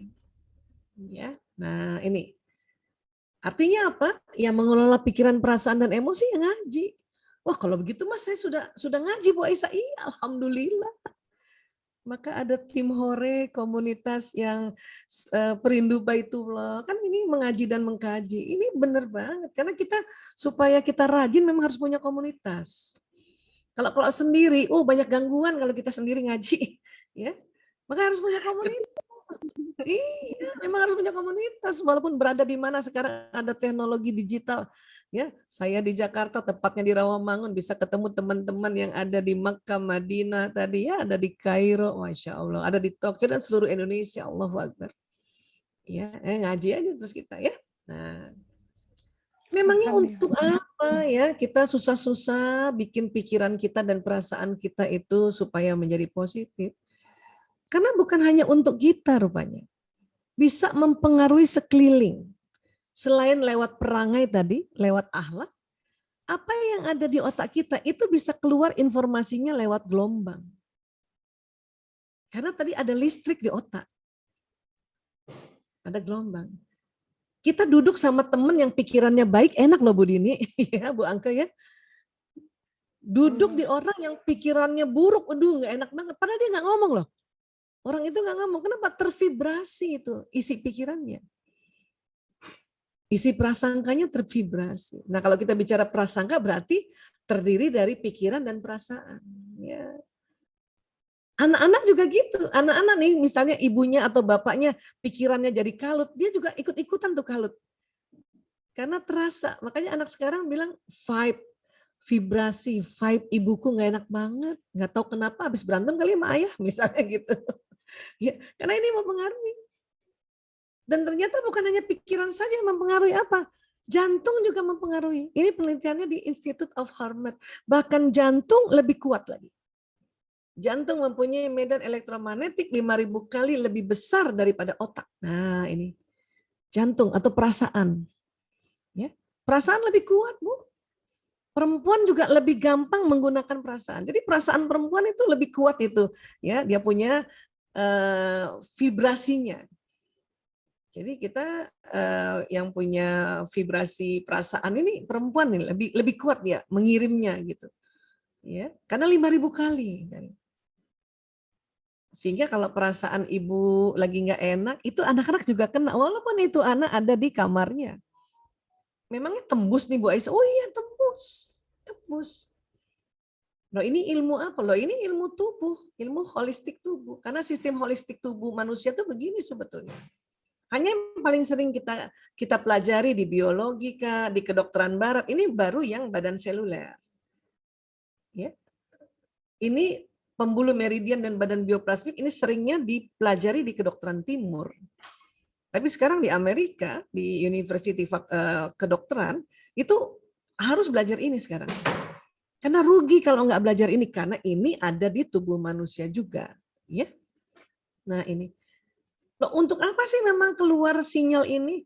Nah, sinyal inilah keluar ya membawa pesan doa kita, pesan niat kita, pesan prasangka kita. Dan kalau kita bilang prasangka yaitu pikiran dan perasaan.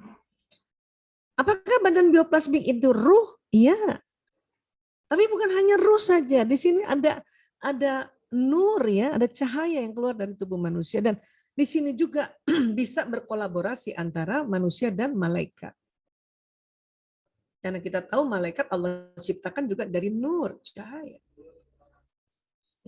Memangnya dari mana keluarnya ini Bu Aisyah? Iya dari pembuluh meridian.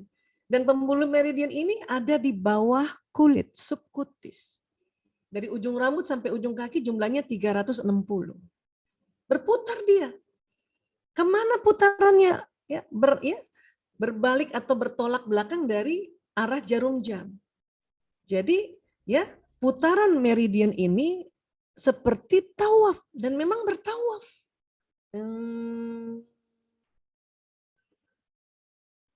Memang jantung paling dahsyat Bu Dini, 5.000 kali dari otak dan dari badan keseluruhan. Masya Allah, Masya Allah. Ya, sehingga tubuh kita tuh begini, keluar sinyal. Ya. Nah ini nanti kaitannya dengan bertawaf ini, nah itu makanya mengapa kita rindu banget dan sahabat-sahabat yang ada di Mekah bersyukurlah.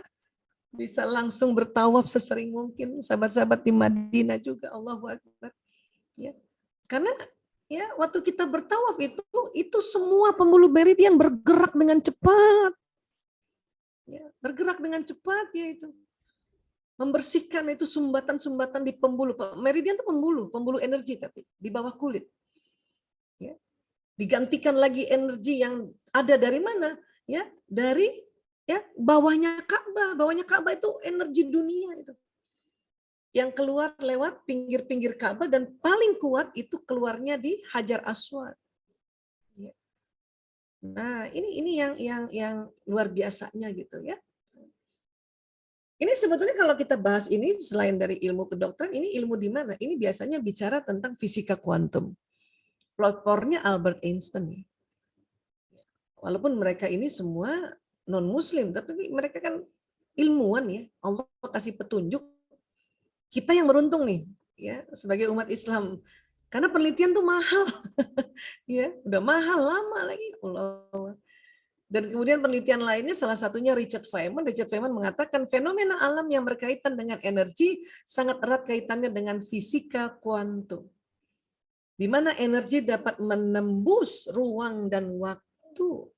Itulah tadi saya bilang bahwa pikiran dan perasaan kita nih bisa nembus dinding kamar, bisa nembus ruang, bisa nembus waktu. Ya. Karena tadi gelombang itu yang membawa pikiran, perasaan, membawa niat, dan bahkan membawa doa. Dahsyat. Masya Allah, ya Allah. Ya. Nah, kemudian dikatakan juga ya energi itu ya ada yang memang keluar dahsyat, ada yang memang melindungi tubuh manusia. Ini biasanya kalau kita belajar energi, ada istilahnya bubble energy. Di sinilah kalau kita minta perlindungan Allah, ya auzubillahi minasyaitonirrajim. Auzubillahi minasyaitonirrajim. Karena setan ini kan ya menggoda depan, belakang, kanan, kiri ya. Jadi memang ya depan, belakang, kanan, kiri kita harus bermohon untuk ada pelindungnya gini. Ya. Kita membaca ayat-ayat suci Al-Qur'an ya. Kemudian ya dari ayat kursi, kemudian ya Al-Ikhlas, Al-Falaq, An-Nas itu kalau difoto ya gelombang energi kita warnanya jadi emas langsung. Atas bawah ini langsung Allah Ta'ala yang melindungi. Makanya kita dimintanya berlindungnya 4 kali. Depan, belakang, kanan, kiri. Kalau atas bawah sudah Allah lindungi langsung. Karena dia terkoneksi dengan kolbu. Ya, ini makanya set gitu gambarnya. Jadi sebetulnya tubuh kita, Budi ini memancarkan nur setiap saat. Ini gelombang setiap saat. Yang paling dahsyat itu memang jantung. Cuman memang nggak lihat. Karena kalau lihat sakit mata kita, nggak kuat kita. Gambar ini aja kita lihat lebih 1 menit sakit kepala loh, mata berkunang-kunang. Ya, ini memang. Termasuk juga sinyal-sinyal yang dari gadget gawai kita itu kan gelombang juga, maka nggak usah lihat. Kalau nggak lihat pusing. Nah ini membroadcast doa, dan ini namanya gelombang elektromagnetik. Dia ada magnetnya. Itulah mengapa pada saat doa kita panjatkan, di broadcast oleh sinyal ini, kemudian doa itu bisa ditarik, ya, karena ini mengandung magnet memang. Ya, kita yang doakan, kita mohon kesehatan, ditariklah ya peristiwa-peristiwa yang membuat kita sehat. Ada keluarga bawakan kita habatus sauda barangkali, ada teman bawakan madu. Madu betulan ya Bu Dini ya, bukan madu yang lain ya. Sehingga doa kita supaya kita sehat ya, terpenuhi, kan gitu. Ini yang terjadi. Memang orang berdoa itu keluar sinyal. Bahkan sebetulnya sinyal ini nggak pernah berhenti keluar nih. Apalagi banyak malaikat yang nanti tentu malaikat yang ada pada kita kanan kiri ya. Terus kalau kita membaca satu ya amalan atau ya doa tertentu, Allah kirimkan malaikat 40.000. Apalagi habis tawaf, waduh, ya Allahu Akbar tuh habis tawaf tuh. Nah itulah Nabi Rasulullah SAW bersabda, doa itu senjata orang mukmin, tiang agama serta cahaya langit-langit dan bumi. Kenapa disebut senjata? Karena memang apa-apa harus doa, apa-apa harus doa. Mau mengelola pikiran, ya udah doa aja. Mengelola perasaan, doa aja. Mengelola emosi, doa aja. Itu udah betul banget. Ya. Itu senjata. Dan doa ini kita bisa doakan ke seseorang karena sinyal ini bisa kita drive, ya, kita bisa arahkan. Maka mengapa doa, ya Allah, saya kirimkan doa ini untuk suamiku fulan bin fulan, untuk anakku fulana bin fulan. Ini sinyal ini akan datang ke orang yang kita doakan. Bahkan gelombangnya manusia ini ya bisa mencapai langit dan bumi. Dan bahkan ini sinyal manusia ini menembus alam barzah, ya, alam rahim, nembus dia ini. Sinyal gawe belum sampai nembus alam barzah. Ya, Masya Allah, Allahu Akbar. Ya. Jadi kalau kita selama ini sudah menggunakan doa sebagai senjata kita, itu udah betul banget. Hari ini hanya kita bahas lagi agar di otak kita itu tersambung lagi gitu ya. Sedikit beberapa ya tafsiran dari tinjauan neuroscience. Kaitannya dengan sholat bagaimana Bu Aisyah? Mungkin ada yang bertanya begitu ya. Di dalam surat Al-Baqarah 153 ya ayyuhallazina amanu ista'inu bis-sabri was-shalah innallaha ma'as-sabirin. Hai orang-orang beriman, jadikanlah sabar dan salat sebagai penolongmu, sesungguhnya Allah bersama orang-orang yang sabar gitu. Sabar itu tadi maknanya ya, sabaru yasbiru, menahan. Supaya enggak menahan melabrak orang yang kita keselin ya, atau ya menahan supaya enggak mendem di dalam diri kita ya. Jadi sabar tuh bukan diam atau bukan menenguai, tapi ikhtiar. Itu tadi istighfar, berzikrullah, belajar itu sabar. Dan sholat sebagai penolong. Kenapa?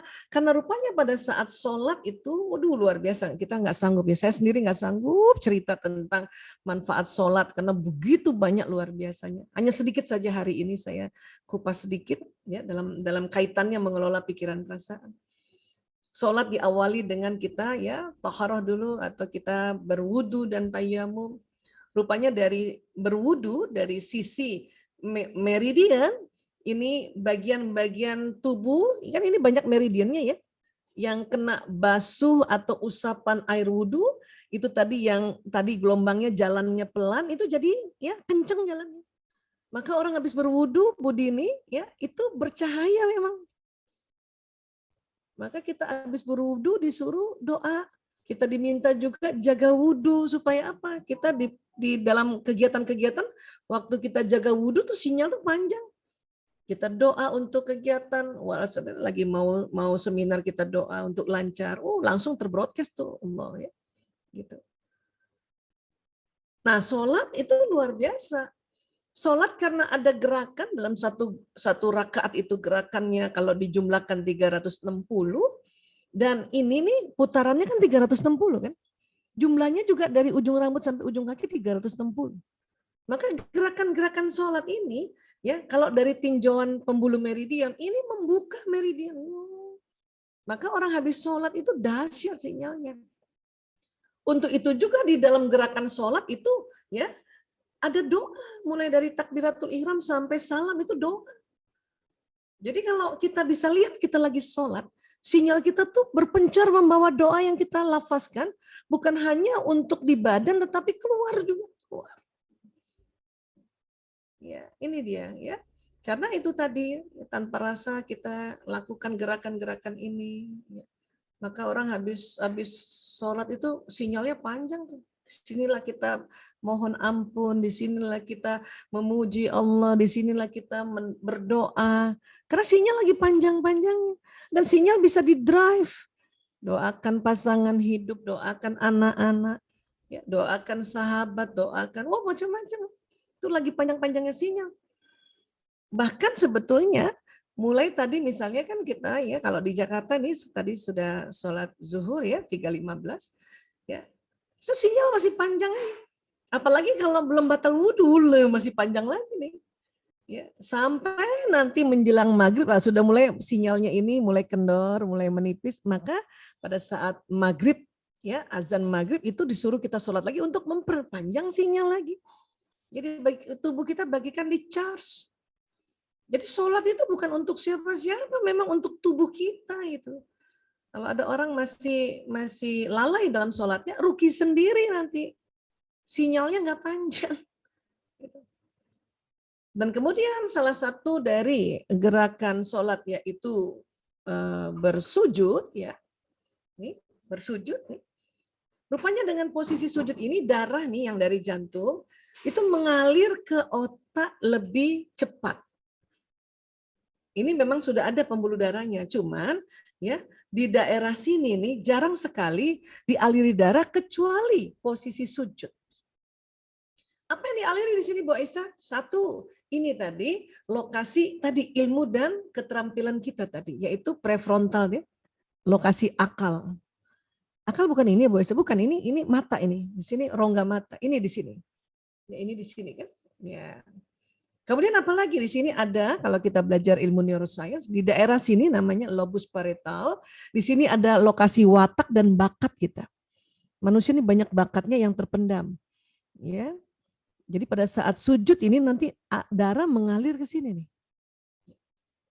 Terus ya, ada lagi penelitian yang disebut ubun-ubun ini, atau orang bilang nasu ya, kalau di surat Al-Alaq itu, di bawahnya itu rupanya bagian otak, kalau orang sering melakukan khilaf dan dusta, atau melakukan ya kezaliman, ininya rusak ini di bawah ubun-ubun di otak ini.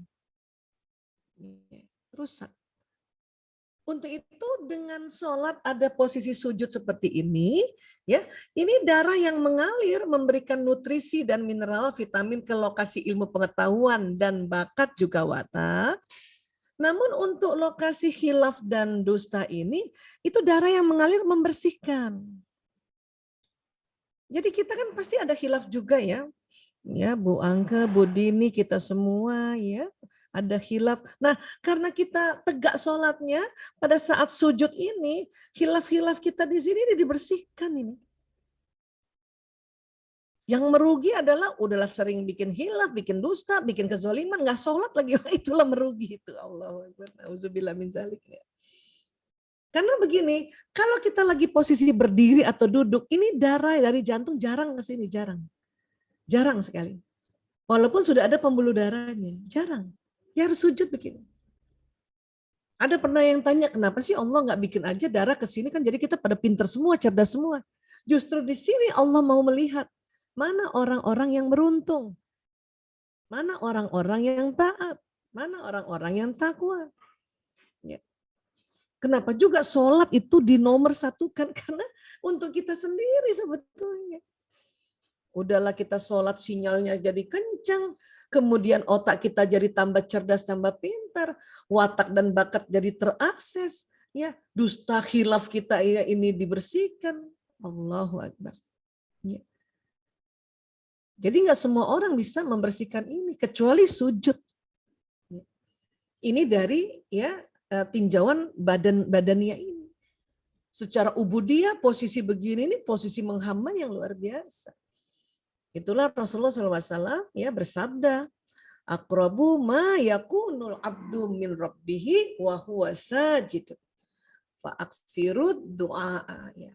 Yang paling dekat antara seorang hamba dengan Rabb-nya adalah ketika ia sujud, maka perbanyaklah doa ketika itu. Ya. Nah, waktu saya belum lagi mempelajari detail ya, belum ada penelitian tentang otak ini, kita cuma sujud saja. Itu aja sudah rasanya ya Allah gitu ya, penghambaan.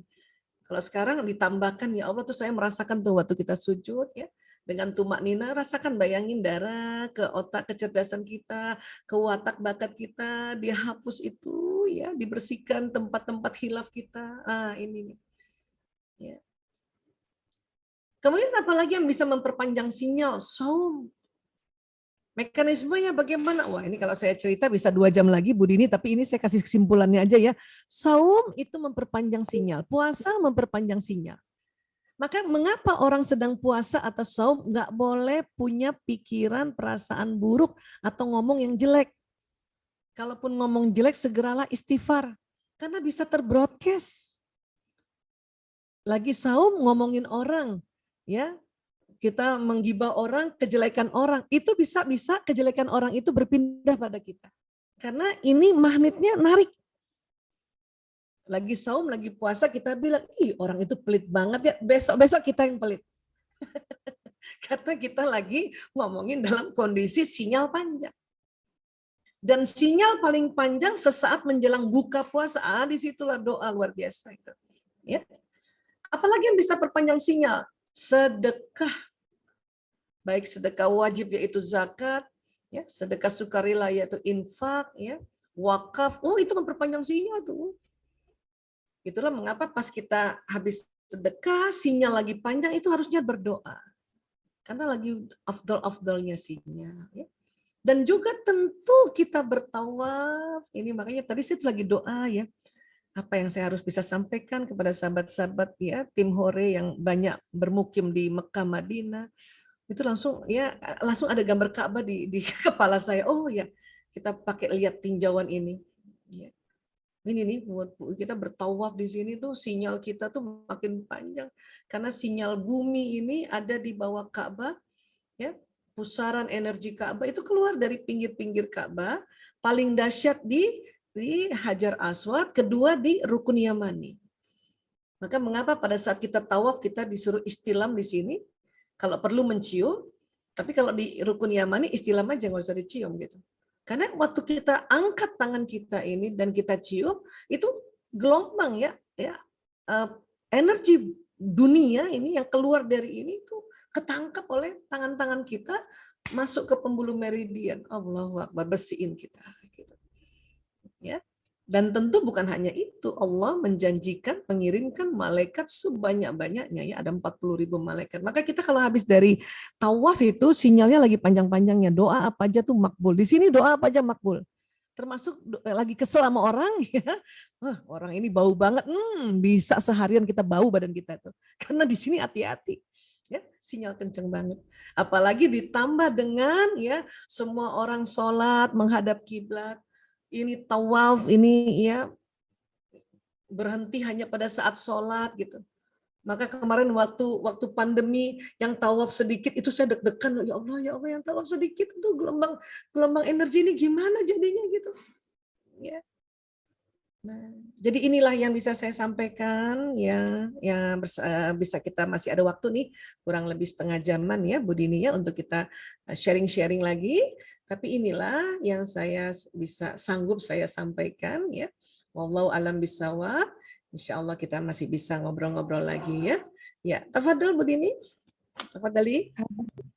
Bil alamin. Jazakumullah khair. Bu Aisyah atas Masya Allah. Sangat luar biasa untuk kita sore hari ini. Baik, untuk yang sudah hadir, mungkin ada pertanyaan yang akan disampaikan. Baik, di sini ada pertanyaan nih Bu Aisyah dari Bunda Rusmaini. Mungkin Bunda Rusmaini. Bu Aisyah. Mungkin Bunda Rusmaini bisa sampaikan langsung ke Bu Aisyah, silakan Bunda. Ya, alhamdulillah jadi bisa lihat wajah. Silakan. Mic-nya silakan diaktifkan. Ya. Belum, tadi. Assalamualaikum Bu Dokter. Waalaikumsalam warahmatullahi wabarakatuh. Nah, senang banget bisa langsung Zoom. Alhamdulillah. Ya, dengerin kajian Bu Dokter udah 1 tahun. Ya. Allahu Akbar, jazakillah khair, Masya Allah. Bunda Rusmaini Cipahutar. Ya, tentang watak, tentang banyak ya. Kita banyak beristighfar, bersolawat, tentang cahaya Nur Muhammad, Masya Allah. Ya. Alhamdulillah. Karena 1 tahun yang lalu saya ditinggalkan putra, anak saya umur 7 bulan ya. Innalillahi wa inna raji'un. Masya Allah, itu sudah menunggu di pintu surga itu, di taman surga. Masya Allah. Kita mendengar itu tapi hati kecil tidak menerima itu. Itu lazim ya, kan kita ada emosi kan, ada sedih. Nah, ya, jadi saya supaya naik itu harus diingat terus itu supaya naik, ya, supaya cepat naik. Saya sering dengerin kajian-kajian Bu Dokter, harus dikelola dikelola di otak, bagaimana supaya tubuh ini terus sehat. Jadi lemes terus, jadi ada di posisi takut, khawatir, sedih, lama. Gitu. Ya kadang semangat naik ke mutmainah, tapi turun lagi, turun naik terus.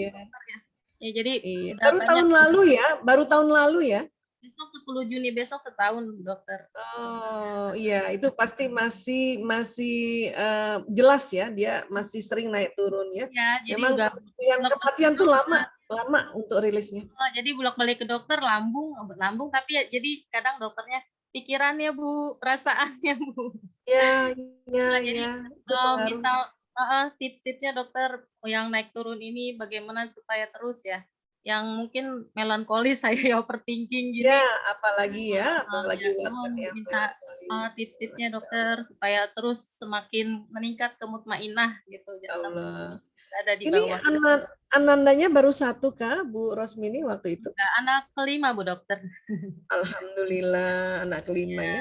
Alhamdulillah anak pertama udah mau kuliah, putri. Kemarin yang meninggal Alhamdulillah. putra ya. Jadi ada. Waktu itu Ananda sakit kah atau apa? Ya sakitnya cuma 1 minggu gitu. Emang ini sih proses sesar. Laki-laki perempuan? Laki-laki. Alhamdulillah sudah dibadalin umroh sama Bung Hasibuan. Alhamdulillah ini founder tim Hore. Alhamdulillah, Masya Allah. Jadi doa biar kuat terus ini orang tuanya. Jadi anaknya betul. orang tuanya yang down. Gitu. Ya. Terima kasih Bu Dokter kesempatannya. Iya. Assalamualaikum warahmatullahi wabarakatuh. Waalaikumsalam warahmatullahi wabarakatuh. Gimana Bu Dini, langsung dijawab? Atau? Iya, silakan Bu Aisyah. Iya. Baik, Bunda Rosma ini sebetulnya Bunda sudah ikhtiar ini, ya. Hanya memang perlu kita ketahui, kita ditinggal orang yang kita sayangi, kita kasihi, itu memang perlu waktu untuk bisa lebih stabil berada di level atas itu. Ya, bahkan dikatakan 3 tahun tuh. Naik turun. Pokoknya asal tahu aja bahwa oh ya, saya memang masih berduka, dia naik turun, ya. Ini anak lagi gitu ya, walaupun kita anaknya sudah 5 itu tetap lagi itu tuh rasa tuh waduh mengikat sekali. Untuk itulah ya tolong tidak berhenti taklim, baca Quran, kemudian ya baca tentang bahwa Allah ya ingat-ingat lagi itu ya, menjanjikan bahwa anak-anak yang masih balita meninggal dia menjadi bidadari surga, menanti di taman surga. Allahu Akbar. Ya. Itu emang terus diulang gitu. Ya. Waktu ingat langsung kirimkan Al-Fatihah, keluar air mata ya tak mengapa. Karena buat perempuan air mata ini ya adalah pembasuh luka hati kita. Memang diciptakan begitu. Jadi buat ibu-ibu yang pas doa membayangkan mendoakan ke anak yang meninggal, pasangan hidup kah, ayah bunda yang meninggal kemudian berlinang air mata, tak mengapa, itu memang Allah berikan itu. Ya, kelebihan-kelebihan pada wanita terutama di air mata untuk membasuh luka ya. Habis itu lagi lebih plong lagi berarti lagi naik emosinya ke atas, sudah acceptance lagi menerima kan gitu ya. Ya. Terus kita lakukan lagi kegiatan. Maka tadi saya bilang baru 1 tahun ya Bu, itu sangat lazim, sangat lumrah. Yang penting asal ingat segera istighfar, segera kirimkan Al-Fatihah karena bisa saja dia sedang datang gitu ya. Nah, jadi menurut saya Bu Rosma ini sudah melakukan ikhtiar yang tepat. Memang ini terus-menerus lah. Ya. Insya Allah di atas 3 tahun, ya nanti Ibu semakin kuat, ya kemudian semakin berada di level zona ikhlasnya semakin lama, khususnya untuk kasus Ananda ini, Insya Allah ya. Saya sih benar-benar bisa mencoba merasakan ya, berempati bahwa kalau meninggal itu ya, saya aja ya udah sebesar ini gitu ya, bapak meninggal sedihnya masih berkepanjangan, ibu meninggal masih sampai detik ini ya, nggak bisa hilang itu ya, karena untuk mengingatkan kita pada Allah lagi, bermohon-mohon pada Allah ya. Iya, semangat insya Allah. Alhamdulillah. Baik, ada pertanyaan dari Daeng Zul ini. Beliau ini salah satu YouTuber yang tergabung dalam grup tim Hore, Bu Isa. Oh iya, Masya Allah. Ada wajahnya kan, Dektul? Iya, beliau berdomisili di Mekah. Orang Makassar ya? Iya, betul. Cuma mungkin posisinya beliau masih tugas, jadi saya wakilkan saja, Bu Isa. Oh gitu, iya. Beliau ada di mana? Ada di Mekah kah? Atau di Madinah atau di mana? Kah Al-Mukarramah di dinas di Tower Zamzam, Bu Isa. Allahu Akbar. Iya. Waduh, Di sini mudah-mudahan satu ketika kita ke Mekah bisa jumpa ya, Deng Zul. Insya Allah, amin. Baik, Bu Isa, di sini pertanyaannya, bagaimana cara Ikhwan mengelola perasaan positif yang biasanya berbeda dengan perasaan para akhwat? Ya. Para ikhwan atau ikhwah ini kan akalnya lebih cepat bekerjanya ya. Jadi laki-laki perempuan tetap punya akal, tetap punya kolbu, tetap punya pikiran, tetap punya perasaan. Hanya perbedaannya adalah laki-laki lebih cepat mengakses akal, perempuan lebih cepat mengakses perasaan di kolbu. Perbedaannya itu gitu.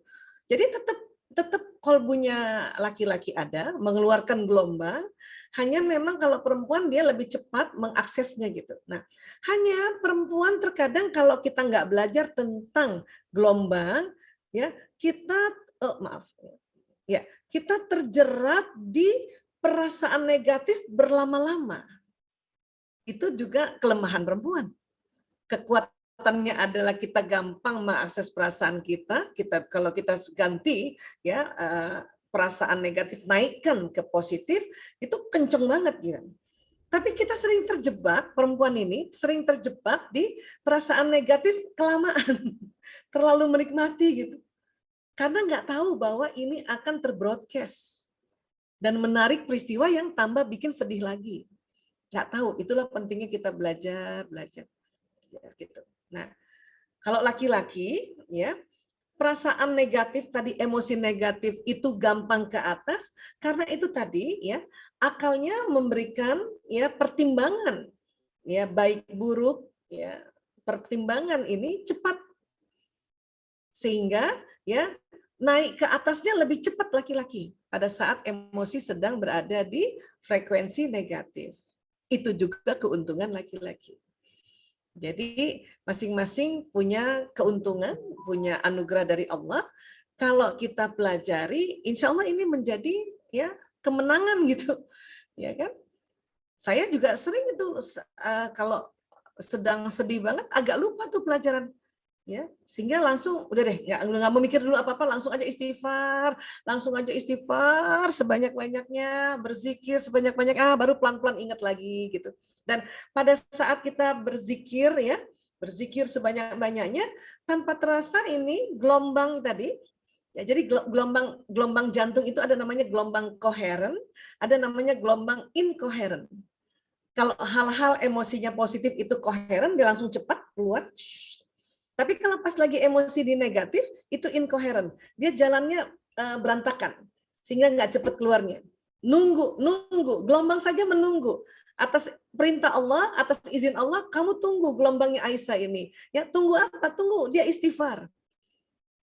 Ya, jangan jalan dulu. Begitulah kurang lebih kalau saya bisa membayangkan bagaimana gelombang ini patuh pada perintah Allah. Ditunggu kita, istighfarnya kita, berzikirnya kita gitu. Laki-laki juga sama.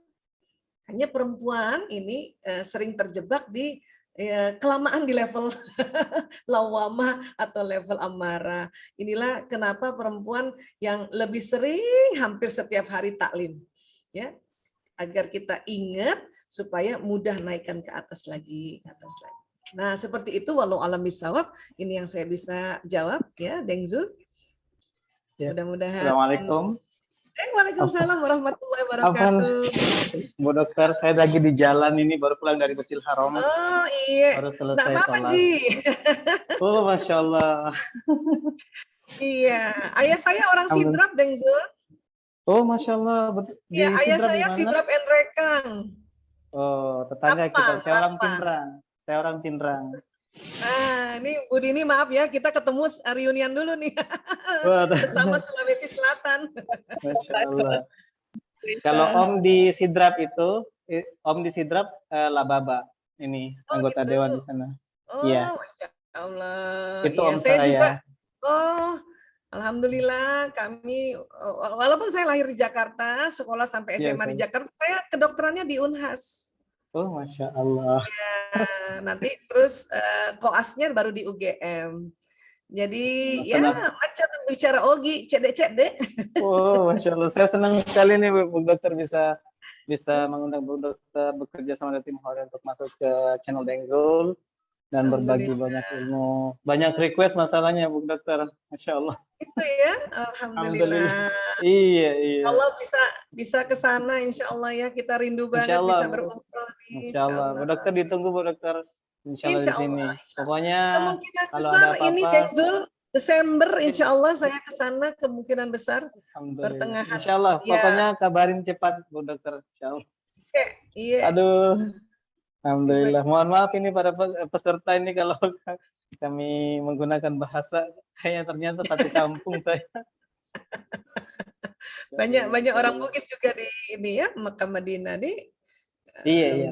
Pokoknya posisi nanti Bu Dokter kalau misalnya di Mekah, saya di lantai 3 Tower Zamzam. Paling mudah gitu. didapat. Lantai 3 bagian kacamata. Ya. Alhamdulillah. Oh, ya, mantap. Alhamdulillah. Ya. Silakan lanjut. Makasih banyak ya jawabannya Bu Dokter. Alhamdulillah. Ternyata nggak beda jauh ya Bu Aisyah. Saya juga keturunan dari Bugis juga kebetulan. Alhamdulillah. Masya Allah. Cuma mungkin udah kelahiran Jakarta ya. Sama saya juga. Alhamdulillah. Di sini sudah ada. Boleh satu pertanyaan lagi ya? Boleh. Ini masih bisa kok, 20 menit lagi masih bisa. Insya Allah. Dari yang saya lihat dari chat Zoom di sini, Bunda Risti dari Bali. Dari Bali, Masya Allah. Bagaimana mengelola emosi dengan kondisi OCD, Bu Dokter? Mudah marah, susah fokus. Nah, itu seperti itu. Silakan, Bu Aisyah. OCD, Obsessive Compulsive Disorder ini tentu kita perlu bantuan tenaga profesional untuk mendiagnosenya dulu gitu. Ya. Karena banyak sekarang orang-orang mendiagnosis diri sendiri, gitu. Istilahnya self-diagnosis. Karena ciri-ciri OCD itu kalau kita menganggapnya kita terlalu kompulsif, ya terlalu mau rapi, terlalu mau teratur, tapi mungkin belum masuk di OCD-nya. Makanya perlu bantuan tenaga psikiater ya untuk mendiagnosisnya dulu, mendeteksinya. Nah, kalau sudah terdiagnosis betul tegak diagnosisnya OCD, ya dokter juga psikiater juga mempunyai ya obatnya untuk mengatasi ekstrimnya dari obsesif kompulsif ini, karena kan sudah disorder namanya. Ya tentu harus minum obat gitu kan. Nah kalau memang sudah tegak diagnosisnya OCD gitu. Tapi bisa jadi sebetulnya kalau kita self diagnosis gara-gara banyak sekali informasi, kita buka-buka OCD, baca sendiri apa, jangan-jangan kayak aku nih, jangan-jangan kayak aku nih. Nah kadang-kadang kita menterapi diri sendiri. Nah tolong tidak langsung mendiagnosis itu OCD, ya. Nah, ini yang saya belum dapat informasinya dari Bu Kristi tadi ya. Ini OCD-nya siapa yang mendiagnosis? Bisa jadi sebetulnya kalau mendiagnosis diri sendiri barangkali karena watak kita yang satu memang watak yang orang bilang melankolis, watak yang hasrat sempurna. Ya. Oh ini tadi sudah ada informasinya, sudah ke SPKJ. Oh alhamdulillah kalau sudah ke SPKJ, spesialis kelainan kesehatan jiwa ya, dokter psikiater. Dan kalau sudah tegak diagnosisnya oleh dokter psikiater, biasanya ada obat. Nah obatnya diminum teratur, tetapi konsultasi dengan psikiater itu nggak boleh putus, karena nanti obatnya ini akan ditapering nanti beberapa bulan ditapering. Nah sementara juga kalau kita mau holistik ya, selain terapi medikamentosa atau obat dari psikiater, kita juga mengatur ya diri kita dengan satu, pelajari watak kita. Bisa jadi OCD-nya karena memang watak dasarnya orang yang memang hasratnya mau melakukan apa-apa sempurna, itu satu. Ya. Tapi ada juga OCD dari watak lain yang bukan watak sempurna, tapi karena ada pola asuh yang cukup ekstrim dari ayah ibu yang melankolis atau mau sempurna, maka akhirnya menjadi OCD. Nah, itulah tambahannya selain obat-obatan dokter psikiater, kita belajar watak saya yang benar apa ya, yang ada di otak yang mana, kekuatannya apa, kelemahannya apa. Selain watak, bakat, karena penting banget kita tahu bakat kita, karena memang ada orang punya bakat ya Bu Dini, suka sekali kerapihan, suka sekali keamanan, akhirnya karena watak dan bakatnya sama, itu suka kerapihan, keamanan, sehingga muncul satu hal yang sangat ekstrim, sehingga apa-apa merasa belum aman nih. Makanya paling sering itu orang OCD ciri khasnya cuci tangan, ya berkali-kali cuci tangan. Walaupun kalau nanti kita cuci tangan di kondisi pandemi, itu memang penting kalau cuci tangan. Tapi orang OCD itu cuci tangannya aja lama banget, lebih lama dari dokter bedah. Karena sebetulnya cuci tangan yang paling lama dokter bedah, karena memang untuk membersihkan, tapi cuci tangan. Ya. Terus ada perasaan cemas bahwa nggak bersih nih, cuci tangan lagi. Atau paling sering ngecek pintu. Ya. Kalau kita ngecek pintu 3-5 kali itu masih belum OCD.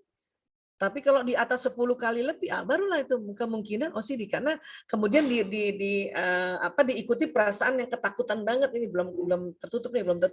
Padahal dia udah, orang sudah bilang, udah, tadi kamu udah tutup pintu, tadi aku lihat, masih nggak percaya. Itu baru masuk ke ciri-ciri OCD. Dan OCD yang ekstrim, yang paling ekstrim itu adalah kalau dekat seseorang, dia selalu kepengen gini nih, kepengen, ini kalau saya bunuh orang ini gimana? Itu yang paling ekstrem tuh, OCD paling ekstrem tuh. Ya. Ini kalau saya copet gimana? Kalau saya dorong orang ini gimana ya? Gitu. Memang kadang-kadang ada pikiran jahil kita kan sering itu. Tapi kalau OCD itu bisa dilakukan itu. Itu OCD yang tingkat lebih parah. Itulah makanya mengapa OCD harus diobati agar tidak masuk ke OCD yang tingkat parah tadi, yang bisa mendorong orang atau mematikan orang dan sebagainya. Ya. Jadi Bu Kris, nanti dibarengi dengan belajar watak, bakat, dan belajar manajemen emosi, ya, perbanyak istighfar, kemudian banyak taklim. Insya Allah nanti ya ini sangat membantu. Bahkan Allah ya tahu persis buat hambanya yang memohon pertolongan dengan beristighfar, dengan mengaji, mengkaji, ya, dengan berzikir. Insya Allah Allah akan menolong kita. Ya. Baik, mudah-mudahan bisa terjawab. Mohon maaf kalau nggak bisa detail. Ya, saya kembalikan lagi ke Bu Dini. Alhamdulillah sudah terjawab ya Bu Isa. Ya. Mungkin masih boleh satu Ini pertanyaan ada dari Mbak Asa Amalia, Masya Allah. Ya, salam ini tadi mau izin live dia ya. Mbak Asa juga seorang psikolog loh itu. Alhamdulillah, salam rindu. Betul. Beliau sering mengikuti kajian di tim Hore, Bu Isa. Oh, Masya Allah. Alhamdulillah. Jadi ketemunya di sini nih. Alhamdulillah. Iya. Baik. Ya, sama-sama Bunda Risti dari Bali. Alhamdulillahirabbil alamin. Mungkin untuk sesi tanya jawab disudahi. Jazakumullah khairan kasiron diucapkan kepada Bu Dr. Aisyah Dahlan beserta timnya. Kajian ilmu yang Masya Allah, tabarakallah. Ilmunya banyak sekali yang sudah diberikan kepada kami di sini. Semoga bermanfaat bagi Bapak Ibu semua, termasuk saya pribadi, dan juga bagi para Dewan Pengurus tim Hore, baik pusat maupun daerah.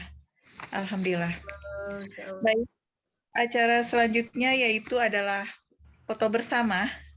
Mungkin untuk Bapak Ibu yang sudah hadir, bisa di on cam-kan dulu kameranya sebentar untuk berfoto bersama Bu Aisyah. Iya, baik. Ini ada Bu Aat nih juga mengatakan ibunya baru meninggal genap 100 hari kemarin. Berduka ya Bu Aat ya. Ini perasaan pasti itu lagi turun-turunnya itu, tapi selalulah ya istirja terus supaya ya bisa move on lagi ya. Iya. Baik, terima kasih. Baik, untuk berikutnya acara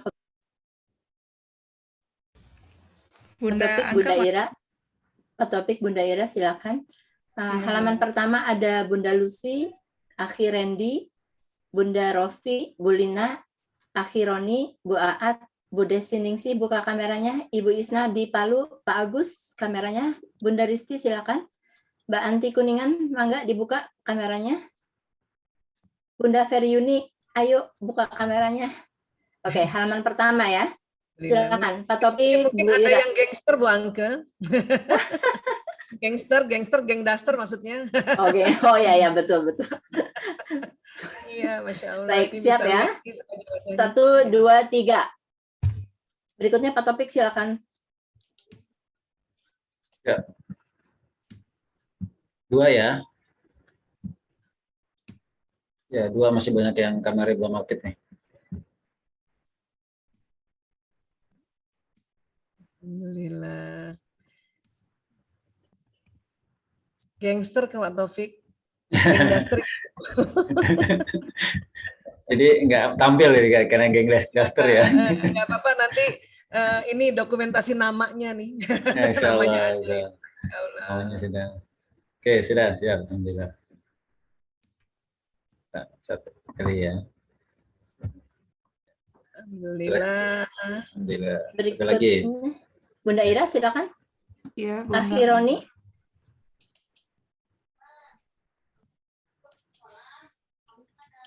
Ibu Dewi Kartong udah siap ya.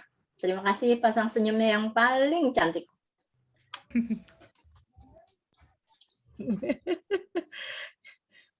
Pak Roni karena senyumnya nggak kelihatan jadi matanya yang senyum. Terima kasih semuanya. Pakai Sudah masker Pak Topik? soalnya. Bunda Ya, Ira sudah. sudah? Iya, Jazakallah khair. Alhamdulillah, Bunda Ira, Pak Randy, siapa lagi nih? Wah, ada Bunda Rofi. Alhamdulillah. Bunda Lina dalam perjalanan. Fi amanillah. Insyaallah. Alhamdulillah. Ya, silakan Bu Dini. Ya, alhamdulillahirabbil alamin. Mungkin selanjutnya yaitu adalah pembacaan doa yang akan dipimpin oleh Bapak Taufik selaku salah satu dewan pengurus dari tim Hore. Kepada beliau dipersilakan. Silakan Baik, Pak Taufik. baik, terima kasih. Assalamualaikum warahmatullahi wabarakatuh. Mohon izin Bu Dr. Aisyah nih. Baik, baik Ya, kita. Tafadhol. Ya. Baik, kita mulai dengan sama-sama kita membaca istighfar 3 kali. Astagfirullahaladzim, astagfirullahaladzim, astagfirullahaladzim. Alhamdulillahirabbil alamin. Wassalatu wassalamu ala asyrofil anbiya'i wal mursalin wa ala alihi washabbihi ajmain. Rabbana zalamna anfusana wa in lam taghfir lana wa tarhamna lanakunanna minal khasirin.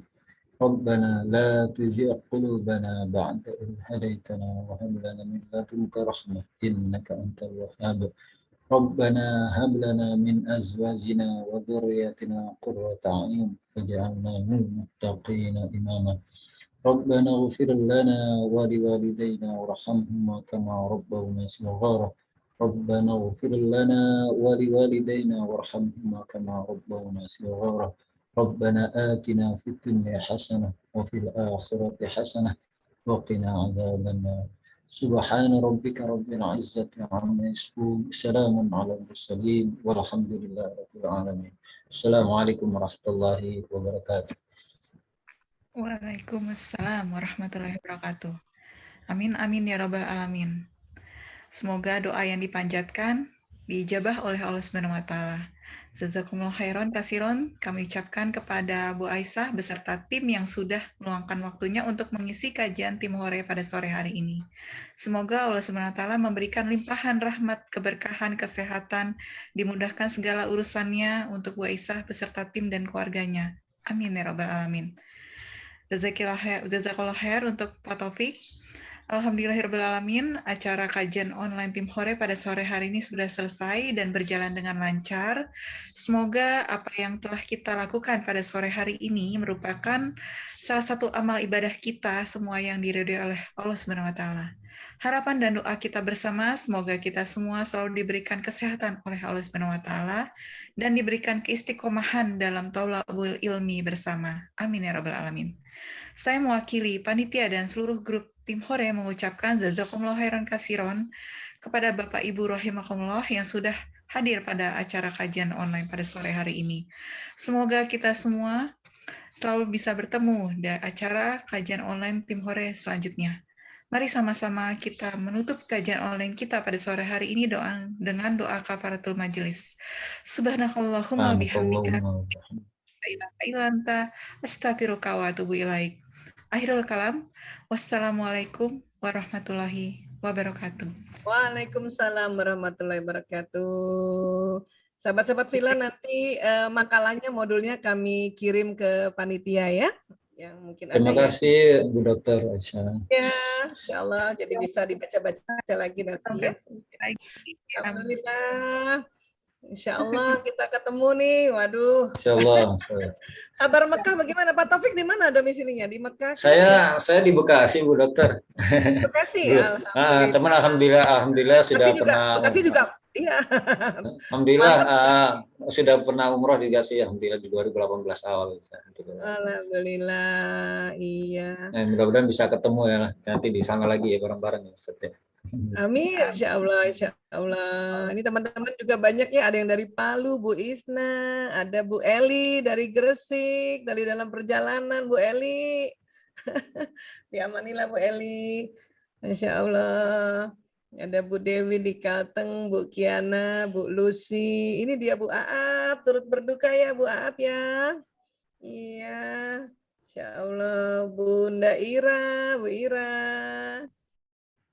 Kemudian ada Bu Ferry Yuni Daryanti dan ada semuanya di sini ya. Alhamdulillah.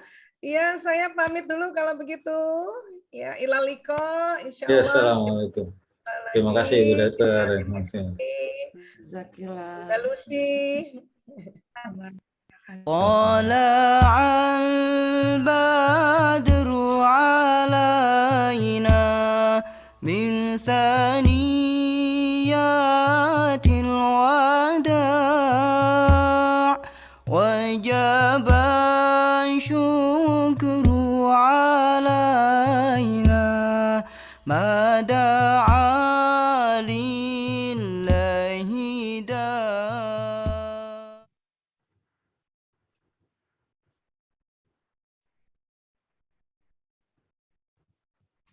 Pamit ya. Ya, makasih Bu Dokter. Ya, Bu Dokter. Assalamualaikum. Waalaikumsalam warahmatullahi wabarakatuh. Bu Ira, Bu Aat, Bu Kiana. Mudah-mudahan nggak bosan.